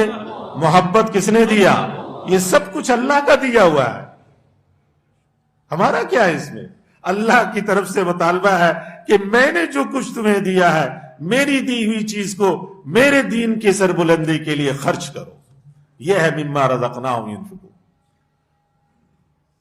عام طور پر ہم کیا سمجھتے ہیں کہ ایک بہت بڑے مفسر رائیوڈ میں وقت لگا رہے تھے، یہ بہت پرانی بات ہے، سن 87-88 کی بات کر رہا ہوں میں. تو وہ وقت لگا رہے تھے، اور اس زمانے میں وہ ان کا دورہ تفسیر بڑا مشہور تھا. تو میں بازار کوئی چیز، میں عام طور پر جاتا نہیں تھا، تو بازار گیا تو وہ بھی ایک دکان پہ کوئی چیز خریدے. میں نے کہا یار یہ ابھی یہاں اکیلے نظر آ رہے ہیں، تو میں ان سے پوچھ لوں. میں نے کہا جی آپ دورہ تفسیر کراتے ہیں تو بڑے تفاسیر بھی یہ دیکھتے ہوں گے. میں نے کہا یہ مما رزقناہم ينفقون. میں نے ان سے کہا، میں نے کہا میرا وجدان یہ کہتا ہے کہ مما رزقنا میں یہ ما عام ہے، تو اس کے اندر ہر وہ چیز آئے گی جو اللہ کی طرف سے ہمارے پاس آئی. میں نے کہا آپ کو کسی طرف سے؟ انہوں نے کہا ہاں بالکل ہے. انہوں نے جو تائید کی میرے اس میں، اس سے مجھے خوشی ہوئی. اس سے پہلے میں اس کو بیان نہیں کرتا تھا، بھئی اندر یہ ہوتا تھا. کیونکہ عام طور پہ کہا جاتا ہے ماں سے کہ جو مال پیسے پوسے ہیں ہمارے پاس اس کو خرچ کرو. تو پیسے خرچ کرنے کا یہ ہوتا ہے صدقہ خیرات کرو، ضرورت مند کو دے دو، مدرسے کو دے دو، مسجد بنا، جہاں ضرورت ہے ایسے خرچ کرو. جب میں نے ماں سے یہ کہا کہ ماں میں ہر وہ چیز آئے، تو انہوں نے میری اس بات کی تائید کی اور مجھے تو بتایا کہ ہاں یہ موجود ہے. تو اس کے بعد سے پھر میں نے یہ بیان کرنا شروع کیا، مما رزقناہم ينفقون. امام قرطبی نے بھی کچھ اس کی طرف اشارہ کیا. اس میں ہم کمزور ہیں. ایمان بالغیب میں تو کچھ نہ کچھ ہے. اقامت صلاۃ میں بھی چلو درستگی نہیں، لیکن پڑھ تو رہے نا. لیکن مما رزقناہم ينفقون، اس میں معاملہ بڑا کمزور ہے. اب کہو گے یہ تبلیغی مولوی ہے رائیونڈی، اب اس نے اپنا سودا بیچنا ہے، دیکھو کہاں لے آیا میں پھر کا.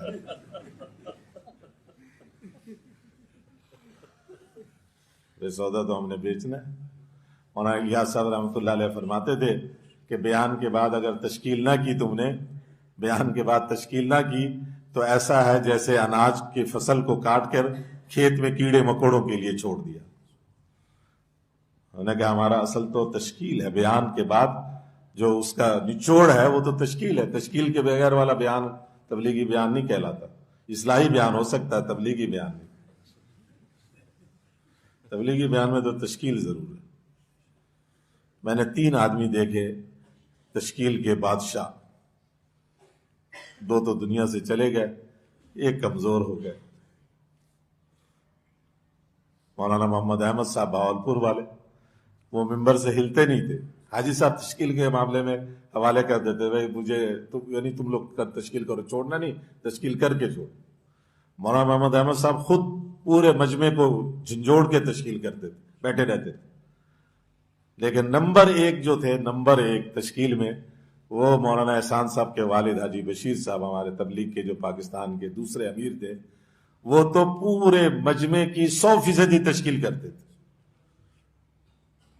ایک عنوان لیا، تشکیل کیا، ان کو الگ کر دیا، دوسرا باقی آگے کرتے جاتے تھے. آخر میں جو رہ گئے آخری درجے کی تشکیل، وہ جو 2 4 10 سامنے رہ گئے، ان کی بھی کسی نہ کسی درجے میں تشکیل. کسی ایک کو بھی کوئی بیچ میں سے اٹھا کر ادھر ادھر چلا گیا تو اور بات ہے، لیکن کسی ایک کو بھی اپنے بساط کے مطابق تشکیل کیے بغیر نہیں چھوڑتے. نمبر 1 پہ وہ تھے، نمبر 2 پہ مولانا محمد احمد صاحب، اور نمبر 3 پہ مولانا احسان اللہ صاحب. وہ آئیں گے انشاءاللہ کراچی اجتماع پہ، آ رہے ہیں. لیکن ضعف، کمزور. ابھی ہمارے ساتھ ڈھاکہ میں تھے، بنگلہ دیش بھی تھے، بینکاک میں بھی تھے. اپنی بیماری اور کمزوری کے، وہ ان کا زمانہ چوبن کا، وہ بیان کا مجمع ہل کے رہ جاتا. ہم نے وہ دیکھا. میں شرجامی پڑھتا تھا، ہم جماعت میں گئے تو میرا بھی رکھ دیا بیان. مولانا ہمارے ساتھ، مولانا احسان صاحب. مولانا کا روب اتنا تھا طلباء پر کہ وہ مدرسہ اور گھر کے درمیان، مولانا کے گھر سامنے اور مدرسہ تو وہ تھا میدان، تو کوئی آڑ نہیں تھی. مولانا جو ہی گھر سے نکلتے، طلباء یہاں مدرسے میں بالکل سیدھے ہو جاتے، اور ایک دم سے آواز آتی، جا الاحسان فر الشیطان، جا الاحسان فر الشیطان.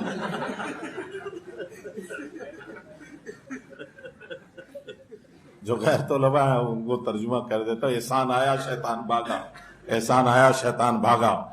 طلباء ایک دم سے نا آہستہ آواز کہ سب سن لیں، سب کوئی، سب کو طلباء کو یہ یقین تھا، خیال نے یہ یقین تھا کہ مولانا کی نگاہ اتنی تیز ہے کہ وہ گھر سے وہیں سے یوں دیکھ لے کے بتا دیں گے کون کس طرح بیٹھا ہوا تھا اور کیا کر رہا تھا. اس لیے سب ایک دم نظریں نیچے ہو جاتی تھی اور کوئی اوپر نہیں دیکھتا تھا، اور آواز یوں طلباء میں بیچ میں آواز چلتی تھی، جا الاحسان فر الشیطان، احسان آیا شیطان بھاگا. ہم نے وہ دور دیکھا مولانا. اب تشکیلوں والے کہاں رہے؟ چلے گئے، ہم جیسے رہ گئے. اصل ان کے کیے ہوئے کے پھل کھانے والے رہ گئے. اس لیے آپ سب سے یہ درخواست ہے کہ ہم نیت کریں، عزم کریں کہ انشاءاللہ تقوی کی اس منزل میں محنت کر کے، کوشش کر کے ایمان بالغیب کو بھی پختہ کریں گے، نماز کو درست کرنے کی بھی کوشش کریں گے، اور اللہ نے جو کچھ دیا ہے، جان، مال، سمجھ، علم، عقل، فہم، استعداد، طاقت، قوت، صلاحیت، تعلقات، معرفت، محبت، ان سب کو اللہ کے دین کو دنیا میں عام کرنے کے لیے صرف کریں گے. طلباء کرام سے بھی درخواست ہے، جو دورے کے طلباء ہیں، تخصص کے بھی طلباء ہوں گے، دورے کے بھی ہوں گے، تو ان سے درخواست ہے کہ فراغت کے فوراً بعد سال سال کی نیت کریں کہ انشاءاللہ. اور طلباء، یہ تو اللہ کی واقعی اس کام کے ساتھ کرامت ہے، علماء اور طلباء کے ساتھ جیب خالی ہوتا ہے اور سال لگانے چلا جاتا ہے. یہ دنیا داروں کے ساتھ یہ کرامت نہیں ہوتی. میں نے نہیں دیکھا. میں 40 سال ہو گئے، 40واں سال میرا پورا ہونے والا ہے رائے گنج میں، پورا ہو چکا تقریباً 40 سال. 40 سال سے کچھ ایک آدھ مہینے اوپر ہو گئے. تو رائے گنج میں نے ایسا نہیں دیکھا کہ کوئی 3 چلے میں چل رہا ہو، کارخانے والا، فیکٹری والا، اس کے دوست احباب اس سے ملنے آئے ہوں. ہاں، کھانا شانا، پھل شل، مٹھائی شٹائی یہ لے کر آتے ہیں، لیکن اس نے بھی 3 چلے شروع کر دیا ہو، ایسا نہیں. ہاں، مولوی ایک 3 چلے میں چل رہا، اس کا دوست بیچارہ پنجگور سے اٹھ کر آ گیا اس سے، کہ وہ میرا ساتھی کراچی میں ہم اکٹھے تھے، وہ کوئی بلوچستان سے، کوئی سرحد سے، کوئی پنجاب سے، کہ یار میرا ساتھی سال میں چل رہا اور رائے گنج آیا ہوا ہے، چلو جاؤ اس سے مل کے آ جاتے. وہ ملنے آتا ہے، وہ بھی گھیرا میں آ جاتا ہے، سال شروع کر دیتے، جیب میں کچھ نہیں، سال شروع کر دیا. یہ اس مولا کی مہربانی اور اس کا اکرام اور اعزاز ہے ان علماء کرام کہ یہ کرامت دکھاتے ہیں. تو مال سے نہیں ہوتا، قبولیت سے ہوتا ہے، قابلیت سے نہیں. عند اللہ قبول ہو جائے. اس لیے ابھی سے اگر ہم نیت کریں گے اور اللہ سے مانگتے رہیں گے اور اپنے ساتھیوں میں یہ بات چلاتے رہیں گے کہ بھئی ہم نے فارغ ہوتے ہی سال چرچا رہے گا، انشاءاللہ یہ تو ضرور قبول ہوگا. جو اس کے تذکرے کرتا رہے گا، ساتھیوں کو تیار کرتا رہے گا. تو وہ ذرا زیارت کرا دو، ہم بھی دیکھ لیں. علماء کی زیارت کرنا ثواب ہے. تو دورے میں پہنچنے والے کو تو ہمارے اساتذہ پہلے ہی مولوی کہہ دیتے. تخصص میں داخلہ لینے کی کوشش کرنے والا تو پہلے سے مفتی کا مہر اپنا بنوا لیتا ہے. اگرچہ مجھے اس میں تھوڑا سا وہ ہے، لیکن میں ابھی سب لوگ بیٹھے ہوئے ہیں اس لیے یہاں نہیں بات کرتا. بہرحال ذرا زیارت کرا دو بھائی، دورے والے اور تخصص والے، جو جنہوں نے نیت کی ہے کہ انشاءاللہ ہم فراغت کے بعد سال کے لیے. ماشاءاللہ، تخصص اور دورے والے، ماشاءاللہ ماشاءاللہ ماشاءاللہ ماشاءاللہ. اور بھی ہوں گے پیچھے بھی ہے ماشاءاللہ. سوچ کے کھڑے ہو. کچھ وہ ہوں گے نا جو ملنے جائیں گے ساتھی کو تو پھر سال شروع کر دیں گے. ایسے بھی ہوں گے تو کرامت تو ظاہر ہوتی رہنی چاہیے. تشریف رکھے. اللہ انتہائی قبول فرمائے، آپ لوگوں کا نکلنا آسان فرمائے. باقی جو طلباء عزیزان ہیں ان سے درخواست ہے کہ جتنی چھٹیاں ہیں ان چھٹیوں میں کم از کم 40 دن تو اللہ کے راستے میں پھرنے کے لیے، 40 دن اللہ کے راستے کے لیے. مجھے ذاتی طور پر کچھ چیزوں سے اختلاف ہے، یہ میرا ذاتی ہے، یہ تفردات چلتے رہتے ہیں، لیکن میں کسی کو مجبور نہیں کرتا. لیکن میں شکایت ضرور کرتا ہوں جب ان لوگوں سے ملتا ہوں. میرے ہم عمر ہی ہیں وہ لوگ. میں کہتا ہوں یار 10 مہینے تم نے ان کو صرف نحو کیوں نہیں پڑھایا کہ پھر دورہ نحو کے لیے بلا لیا.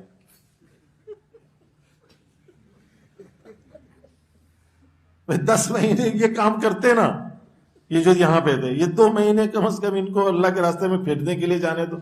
یہ دورہ صرف کرنے جا رہے ہیں، دورہ نحو کرنے جا رہے ہیں. 10 مہینے کیوں نہیں کیا؟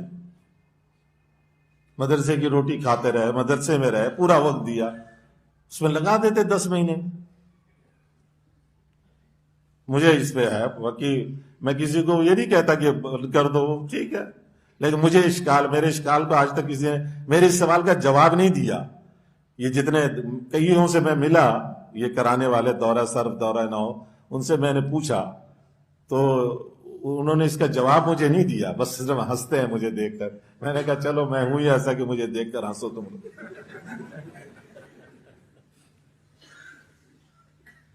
میں ابھی بنگال گیا تھا نا، تو وہاں بنگلہ میں مجھے بنگلہ زبان بھی آتی ہے. تو بنگلہ میں جب میں نے بات کی نا تو بنگالی ایک دم سے اللہ اکبر نعرہ تکبیر لگانا شروع. کہ عرب آدمی دیکھو بنگلہ بول رہا ہے، عجیب بات ہے، عجیب بات. دیکھو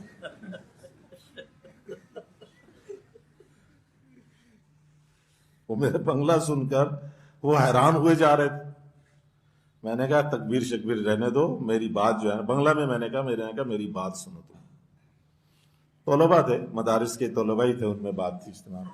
جو مجمع میں بات کی وہ تو میں نے اردو میں کی، لیکن دینی مدارس کے طلباء میں جو بات تھی وہ بنگلہ میں کی. وہ اصل میں بھیڑ اتنی تھی کہ راستہ ہی نہیں تھا جانے کا. جو 5 منٹ کا راستہ تھا وہ ہم نے 40-45 منٹ میں طے کیا، جیسے رمی جمرہ کے لیے جا رہے ہیں ایسے جناب بھرا ہوا. طلباء کے بیچ میں سے گھس کے ممبر پہ پہنچے.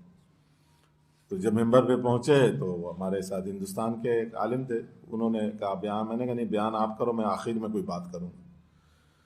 انہوں نے بات کی، بڑی اچھی بات کی. نماز کا تو نہیں مسئلہ کوئی رائیونڈ کی طرح ہے نا، رائیونڈ کی طرح ٹھیک ہے الحمدللہ. رائیونڈ کا مطلب ہے کہ کام ختم ہوگا پھر نماز پڑھی ہوگی. تو مفتی صاحب نے اجازت دے دی ہے تو یہ بات تو سنا دوں. باقیوں کے لیے تو اتنا نہیں، طلباء کے لیے میں نے کہا ساری باتیں تو میں نے سب کے لیے کی، طلباء کے لیے کوئی خصوصی بات بھی ہونی چاہیے، اس لیے میں سنا رہا ہوں. تو جب انہوں نے بات کر لی تو میں نے مائک لیا. میں نے کہا میں 2 بات بنگلہ میں آپ سے کرنا چاہتا ہوں. আমি 2টা কথা বাংলায় বলতে চাই আপনাদের সঙ্গে. বাংলা میں نے ان سے کہا. بڑے وہ ہوئے تکبیر لگائی. میں نے کہا تکبیرের ضرورت نہیں، تکبیر مت کہو، আমার কথাটা শোনো، میری بات سنو تم لوگ. اب وہ جو میری جو بنگالی ہے وہ کتابی بنگالی ہے، جو کتاب میں لکھی ہوئی ہے نا، اس طریقے شائستگی شستگی وہ جو بولتے ہیں وہ ایسی بولتے ہیں جیسے بعض علاقوں والے. ایک جگہ ہے چٹاگرام اس کو کہتے ہیں بنگلہ میں، چاٹگام. ہمارے یہ ابن عباس میں ہے نا مولوی بلال صاحب، مولوی ہلال، یہ وہاں رہے پہلے اس علاقے میں. اس کے ساتھ ہی ایک بہت خوبصورت جگہ ہے سیاحت گاہ، تفریح گاہ، کاکس بازار. جیسے ہمارے یہاں مری ہے تو ایسے ہی وہاں وہ کاکس بازار وہ جگہ. وہ جو کاکس بازار کے لوگ بنگالی بولتے ہیں تو ہمارے ایک بزرگ ہیں وہاں مرکز میں.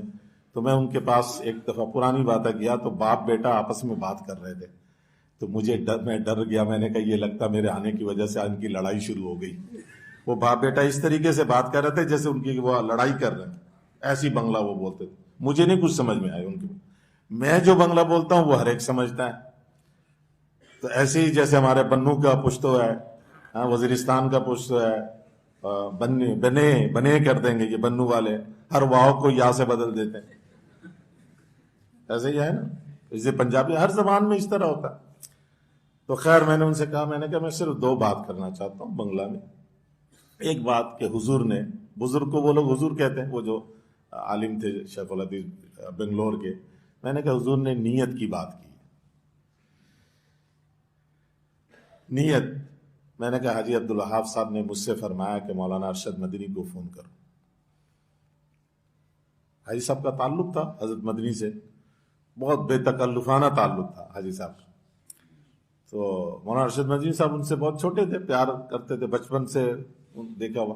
میں کہا مولوی ارشد مدنی کو فون ملاؤ، ان سے بات کرو. اور مولوی شاہد کو فون کرو. مولوی شاہد سہارنپور والے مولانا زکریا صاحب کے نواسے، ان کی بیٹی کے بیٹے. تیسرے جو حضرت جی تھے مولانا انعام صاحب، ان کے داماد. تو میں نے دونوں کو فون کیا. حاجی صاحب نے دونوں سے بات کی. بات کیا کی؟ حاجی صاحب نے ان دونوں سے کہا کہ ہندوستان کے تمام مدارس کے طلباء اور علماء سے یہ بات کہو کہ اپنے پڑھنے پڑھانے کے وقت میں جب پڑھنا پڑھانے کا کام کریں سبق میں، تو سارے عالم کی نیت کر لیا کریں. سارے عالم کی نیت کر لیا کریں اپنے پڑھنے پڑھانے کے وقت میں. اساتذہ بھی بیٹھے ہوئے بھی سن لو اور طلباء بھی. جب سبق میں بیٹھتے ہی فوراً نیت کر لو کہ بھئی یہ جو پڑھ رہا ہوں میں، یہ جو پڑھا رہا ہوں سارے عالم کو کے لیے پڑھا رہا ہوں، سارے عالم کو سامنے رکھ کر پڑھا رہا ہوں. اب اس کے پڑھنے پڑھانے کے ایک ایک حرف کا اثر سارے عالم پہ پڑے گا. یہ پڑھا یا ایک قدم بھی نہیں چلا، کہیں نہیں گیا، یہاں مدرسے میں، اور اس کا اثر پڑتا جا رہا. اس اثر کے نتیجہ کیا نکلے گا کہ لوگوں میں ہدایت کے جو یہ اثر بڑھتا جائے گا، لوگوں میں ہدایت کے قبول کرنے کی استعداد پیدا ہو. پھر پتہ چلے گا کہ مدرسہ خلفائے راشدین کے بچے عالم کی نیت کر کے پڑھ رہے تھے، تو اس نیت کے برکت سے فلاں ملک کے فلاں لوگ مسلمان ہو گئے، ان کو ایمان مل گیا. انہوں نے نیت کی تھی اس مدرسے والوں نے، اس کی وجہ سے ان کو مل گیا، اس کی وجہ سے ان کو مل گیا، کیونکہ ہدایت کے قبول کرنے کی استعداد بڑھتی چلی جائے گی اور لوگ ہدایت قبول کرتے چلے گئے۔ دونوں نے کہا کہ انشاءاللہ ہم ہندوستان کے اپنے تمام مدارس میں یہ بات چلائیں۔ میں نے کہا ایک بات تو یہ تھی، دوسری بات یہ ساری بات بنگلہ میں ہو رہی تھی ان سے، میں نے کہا دوسری بات یہ کہ ہمارے دو بزرگ تھے، مولانا عبید اللہ انور صاحب، آپ لوگوں نے بھی نام سنا ہوگا، حضرت لاہوری احمد علی لاہوری رحمۃ اللہ علیہ کے صاحبزادے تھے، اور ایک تھے مولانا غلام غوث ہزاروی۔ مولانا غلام غوث ہزاروی بڑے ظریف الطبع تھے، تو دونوں ایک جلسے میں گئے، تو اس جلسے میں میں نے ان سے بچوں سے کہا، میں نے کہا تمہار متون بیربل مانوش، تمہارے جیسے بہادر لوگ اس جلسے میں بیٹھے ہوئے تھے۔ تو اس میں پہلی تقریر جو تھی وہ مولانا عبید اللہ انور صاحب کی تھی، وہ ماشاءاللہ بڑی پگڑی شگڑی باندھ کر جو نا، وہ جیسے ہمارے بعض علماء باندھتے ہیں نا رنگدار، ایسی پگڑی باندھ کر ویسٹ کوٹ وغیرہ پہن کر، اور بڑے اس سے سج دھج کے آئے تھے بیان کے لیے۔ جب بیان کیا تو وہ جو بہادران کی جماعت تھی، انہوں نے برکت لینے کے لیے حضرت پہ اللہ بول دیا۔ آپ لوگوں کی بھی چاہت ہوگی نا، اس لیے میں پہلے ہی آپ لوگوں کو بتا رہا ہوں۔ اب انہوں نے برکت کے لیے جو ہی ہلہ بولا، حضرت کا رومال کہاں گیا، ٹوپی کہاں گئی، ویسٹ کوٹ کدھر گیا، بٹن کہاں گئے، کرتے تار ہو گیا، اچھی طرح لے کر مشکل سے کھینچ تان کر کے داڑھی بال سب جان مچا کر مشکل سے ان کو کھینچ کے باہر نکال۔ اس کے بعد آئے مولانا غلام غوث ہزاروی رحمۃ اللہ۔ مولانا جب آئے تو مولانا نے آتے ہی کہا، بھائی مجھے بھی بہت شوق تھا بزرگ بننے کا، لیکن میں نے اللہ سے توبہ کر کے معافی مانگ کر اے اللہ مجھے بزرگ نہیں بننا، آج جو تم نے بزرگ کا حشر کیا ہے میں معافی چاہتا ہوں، مجھے بزرگ نہیں بننا، یہ معافی دے دو، میں اللہ سے معافی مانگ کر آیا ہوں، بالکل بزرگ نہیں بننا ہے، بس بڑا شوق تھا مجھے بزرگ بننے کا۔ ویسے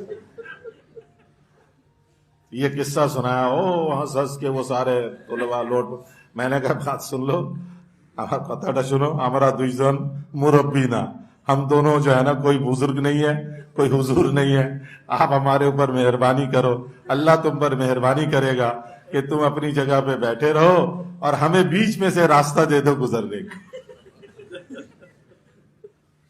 خیر ان لاکھوں کی تعداد میں طلباء تھے، یہاں وہاں جو حضرت مدنی کے شاگرد ہیں، سب سے بڑے عالم مولانا احمد شفیع صاحب، انہوں نے اور ان کے وفاق المدارس بنگلہ دیش نے اعلان کیا تھا کہ سارے طلباء اساتذہ سب اجتماع میں جائیں۔ پورا بنگال کا مدرسہ 100% ہی بند تھا اجتماع کے لیے۔ اب یہاں کا ہمیں نہیں پتا، ایک مدرسے میں انہوں نے کہا کہ بھئی پھر ہم تو اپنے طلباء کی حاضری وہاں میدان میں لیں گے۔ میں نے کہا نہیں، یہ ہم نہیں کہتے آپ لوگوں کو، ہمارے یہاں تو ترغیب ہے، منت سماجت ہے، درخواست ہے، لیکن انہوں نے بہرحال اپنے سارے طلباء، یہ مجھے نہیں پتا انہوں نے حاضری وہاں لی یا نہیں لی، ایک آدھ مدرسے میں ہم گئے تو وہاں تھا کوئی بھی نہیں، انہوں نے کہا سب وہاں۔ اور جب وہ بیان میں ہم گئے تو حد نگاہ تک، بلکہ اس سے آگے بھی طلباء ہی طلباء بیٹھے ہوئے، لاکھوں کی، لاکھ سے اوپر دینی مدارس کے طلباء، جو بچوں کے علاوہ سارے طلباء وہاں۔ تو وہ جو ترجمان تھا بیچارہ، جو مولانا صاحب کا بنگلہ میں ترجمہ کر رہا تھا، تو جب میں بنگلہ میں بات کر رہا تھا تو وہ مولانا صاحب کو، جو ہندوستانی عالم تھے، ان کو اردو میں، میرے بنگلہ کا اردو میں ترجمہ کر رہے تھے، تو وہ بھی ہنسے خوب۔ لیکن وہ جب بیان کر رہے تھے، بعد میں انہوں نے کہا، اچھا پھر انہوں نے ہمارے لیے راستہ، واقعی کوئی نہیں اٹھا، وہ جو ترجمان تھے انہوں نے کہا کہ بھائی ہمارے تبلیغ میں تعارف کوئی نہیں ہے، لیکن میں ان دونوں جو حضور آئے تھے، دونوں جو ہمارے حضرات آئے ہیں، ان کا تعارف کرا دوں گا، لیکن جو حضور نے بات کی ہے آپ یہیں بیٹھے رہو، ان کو راستہ دے دو، پھر میں ان دونوں کا تبلیغی اصول کے خلاف، تبلیغی ممبر پہ تعارف نہیں ہوتا کہ کس کی تقریر ہوگی، کون آئے گا، لیکن میں ان دونوں کے تعارف کرا دوں گا۔ آپ لوگ حیران ہو رہے ہوگے کہ یہ گورے مولوی صاحب جو ہیں یہ بنگلہ کیسے بول رہے ہیں، یہ بھی میں بتا دوں گا کہ یہ بنگلہ کیوں بول رہے ہیں، کیسے بول رہے ہیں، ان کو بنگلہ کیسے آتی ہے، یہ میں آپ لوگوں کا ان کا تعارف، پوریچوئے، بنگلہ میں اس کو کہتے ہیں تعارف کو پوریچوئے، اندر پوریچوئے کرا دیبو، آپ لوگوں کو ان کا تعارف کرا دوں گا۔ تو خیر انہوں نے مہربانی کی ہم پر، ہم ان کے لیے دعائیں دیتے ہیں کہ انہوں نے ہمارے لیے تھوڑا تھوڑا یوں ہو کر راستہ بنا دیا، اور وہ واقعی 5 منٹ 6 منٹ کا راستہ تھا، ہم 5-6 منٹ میں اپنی جگہ پہ پہنچ گئے۔ اب جب پہنچ گئے تو وہ جو 2 ہندوستانی علماء تھے وہ تو لوٹ پوٹ کے مولانا اللہ آپ نے اس بنگلہ سے ہماری جان بچا لی۔ میں تو بیان تو میں کر رہا تھا اور گھبراہٹ خوف یہ تھی کہ نکلیں گے کیسے اس میں سے۔ اور وہ جو مفتی صاحب ان کے ساتھ پیچھے آئے ہوئے تھے وہ کہتے میں بیٹھا سوچ کہ آج تو دن رات ادھر ہی گزارنے پڑیں گے۔ جب آئے تھے تو وہ تو جانتے نہیں تھے، پھر مشکل سے آئے، اب جب جانے لگیں گے اتنی بھیڑ میں سے جائیں گے کدھر سے جائیں؟ مجمع تو یوں بیٹھا ہوا تھا، ایسے نہیں تھا، ایسے تو تھا ادھر چاروں طرف یہ مجمع تھا طلباء، یعنی بیچ میں بیٹھ کر بیان کر رہے تھے۔ اس لیے میں نے آپ لوگوں کو کہہ دیا میں بزرگ بننے کا مجھے کوئی شوق نہیں ہے، مہربانی کرنا مسافر کے لیے اس کے لیے، لیکن طلباء عزیزان سے یہ درخواست ہے کہ اپنی ان چھٹیوں میں اللہ کے راستے میں پھرنے کی ضرور نیت کرو کہ انشاءاللہ چلہ تو کم از کم ضرور لگائیں، وہ بھی ذرا کھڑے ہو جاؤ، پاؤں پہ کھڑے ہو کر دیدار کرا دو، جو ہے استاد محترم کی نگاہ پڑے گی، پتہ نہیں کس کس کا کام بنے گا ماشاءاللہ، جو چھٹیوں میں چلہ لگائیں گے انشاءاللہ۔ پیسے کی طرف نگاہ نہ کرنا کہ پیسے ہے یا نہیں ہے، جس کے آپ مہمان ہو نا وہ میزبان آپ سے زیادہ آپ کی فکر میں ہے، اللہ رسول کے مہمان ہیں، ماشاءاللہ ماشاءاللہ ماشاءاللہ ماشاءاللہ، اوپر بھی بیٹھے ہوئے ہیں، ٹھیک، اللہ قبول فرمائے۔ سبھی کھڑے ہو گئے ہوں گے، جو نہیں کھڑا ہوا ہے اس کو بغل میں دبا کر لے جانا۔ چلو باقی جو دوسرے حضرات ہیں ان سے درخواست ہے کہ بھئی جن کے 4 مہینے لگے ہوئے ہیں الحمدللہ، جن کے نہیں لگے ہوئے ہیں وہ 4 مہینے کی نیت کریں۔ اجتماع آ رہا ہے، جمعرات سے اجتماع شروع ہوگا، تو اس اجتماع میں بھی شرکت کی بھرپور، خود بھی اپنی ذات سے بھی اور اپنے محلے کے ساتھیوں کو لے کر اس میں شرکت کرنا۔ وہ احباب ذرا کھڑے ہو جائیں انشاءاللہ کہ اجتماع میں خود بھی جائیں گے، اپنے محلے کے پوری جماعت لے کر جائیں گے، اور چلے 4 مہینے کی جماعتیں بھی دیں گے ماشاءاللہ۔ جن کے 4 مہینے لگے ہوئے ہیں ملکوں کے اعتبار سے، یہ تو سارے تبلیغی یہی کا مجمع ہے۔ میں نے خامخواہ کہہ دیا اصلاحی بیان، یہاں تو تبلیغی بیان ہی ہوتا ہوگا، مفتی صاحب کا نام ایسے خامخواہ اصلاحی بیان کا کر دیا۔ اللہ بہت بہت بہت جزائے خیر دے آپ سب کو، اور انتہائی درجے میں ہمیں بھی آپ کو بھی قبول فرما۔ سبحانک اللہم و بحمدک تبارک اسمک و تعالی جدک ولا الہ غیرک، اللہم صلی علی سیدنا مولانا محمد وعلی آل سیدنا مولانا محمد وبارک وسلم تسلیما کثیرا کثیرا۔ الیک ربنا فحببنا وفی انفسنا لک ربنا فدللنا وفی اعین الناس فعظمنا ومن سیء الاخلاق فجنبنا وعلی الاعداء اعدائک اعداء الاسلام فانصرنا، اللہم انصرنا ولا تنصر علینا، اللہم زدنا ولا تنقصنا، اللہم امکر لنا ولا تمکر علینا، اللہم آثرنا ولا تؤثر علینا، اللہم اہدنا واہد بنا واجعلنا سببا لمن اہتدى، اللہم اصلح لنا شاننا کلہ ولا تکلنا الى انفسنا طرفة عین، یا حی یا قیوم برحمتک نستغیث، یا حی یا قیوم برحمتک نستغیث، یا حی یا قیوم برحمتک نستغیث۔ اے اللہ ہمارے گناہوں کو معاف فرما، خطاؤں سے درگزر کا معاملہ فرما، سیئات کو حسنات سے مبدل فرما۔ اے اللہ جو کچھ کہا اور سنا، اس کہنے اور سننے کی غلطی معاف فرما کر اسے قبول فرما۔ اے اللہ جو ارادے عزم کیے اس ارادے عزم پر ثابت قدمی کے ساتھ چلنے کی توفیق عطا فرما۔ اے اللہ ان تمام طلباء کرام کو انتہائی درجے میں قبول فرما، سارے عالم میں ہدایت کے آنے کا ان کو ذریعہ بنا۔ اے اللہ اس ادارے کو، اس مدرسے کو اور اس سے متعلقہ تمام مدارس کو اے اللہ دن دگنی رات چگنی ترقی عطا فرما۔ اے اللہ یہاں پڑھنے والے طلباء کرام کو اور ان کے اساتذہ کرام کو ہر شر اور فتنے سے محفوظ فرما، ہر طرح کی غیبی اور نصرت سے اور مدد سے ان کو نواز دے۔ اے اللہ ہر طرح کی تنگیوں اور کلفتوں اور پریشانیوں سے ان کو نکال دے، ہر طرح کی سہولتیں اور آشائشیں مہیا فرما دے۔ اے اللہ بے فکری کے ساتھ دین اور علم دین کے اندر لگنے کی توفیق عطا فرما، ہر طرح کی رکاوٹیں دور فرما، ہر طرح کی راحتیں انہیں مہیا فرما۔ اے اللہ ان سب طلباء اور ان کے اساتذہ اور ان تمام حاضرین مجلس اور یہ تمام محبین اور متعلقین، اے اللہ ان سب کی قیامت تک آنے والی نسلوں کو دین، علم دین اور جہد دین کے لیے اعلیٰ سے اعلیٰ درجے میں قبول فرما لے۔ سارے عالم میں یہاں سے ہدایت کے چشمے چھوٹا دے، سارے عالم میں ہدایت کی ہوائیں یہاں سے چلا دے۔ اے اللہ سارے شرک کفر باطل کو یہاں سے مٹانے کا اے اللہ فرادہ فرما لے۔ اے اللہ اس ادارے کے ذریعے سے سارے عالم میں ہدایت کی ہوا چلا کر سارے کفر اور شرک کو مٹا دے، سارے باطل فکر کو مٹا دے، باطل خیالات اور سوچ کو صاف کر دے۔ اے اللہ حق کو دنیا میں غالب فرما، اے اللہ باطل کو دنیا سے مٹا دے، اے اللہ حق کو دنیا میں غالب فرما، اپنے کلمہ کو بلند فرما، اپنے حبیب صلی اللہ علیہ وسلم کی محبت ہم سب کو عطا فرما۔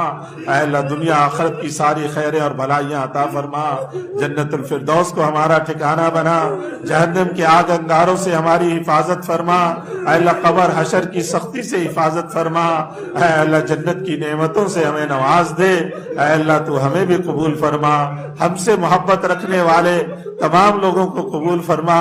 اے اللہ جو ہم سے عداوت، بغض، کینہ، حسد رکھتے ہیں انہیں بھی معاف فرما کر انہیں بھی قبول فرما لے۔ اے اللہ کسی کو محروم نہ فرما، ساری انسانیت کے دلوں کے رخ کو اپنی ذات عالی کی طرف پھیر دے۔ اے اللہ ساری انسانیت کو دوزخ سے بچا لے۔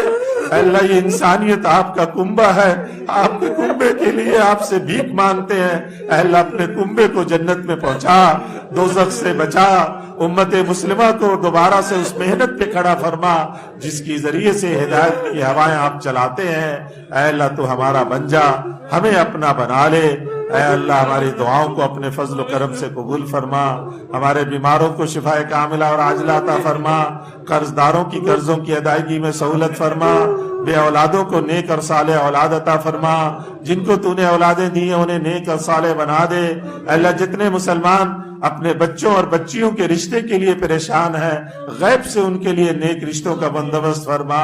اللہم انا نسألک من خیر ما سألک منہ نبیک حبیبک محمد صلی اللہ علیہ وسلم ونعوذ بک من شر ما استعاذک منہ نبیک حبیبک محمد صلی اللہ علیہ وسلم وانت المستعان وعلیک البلاغ ولا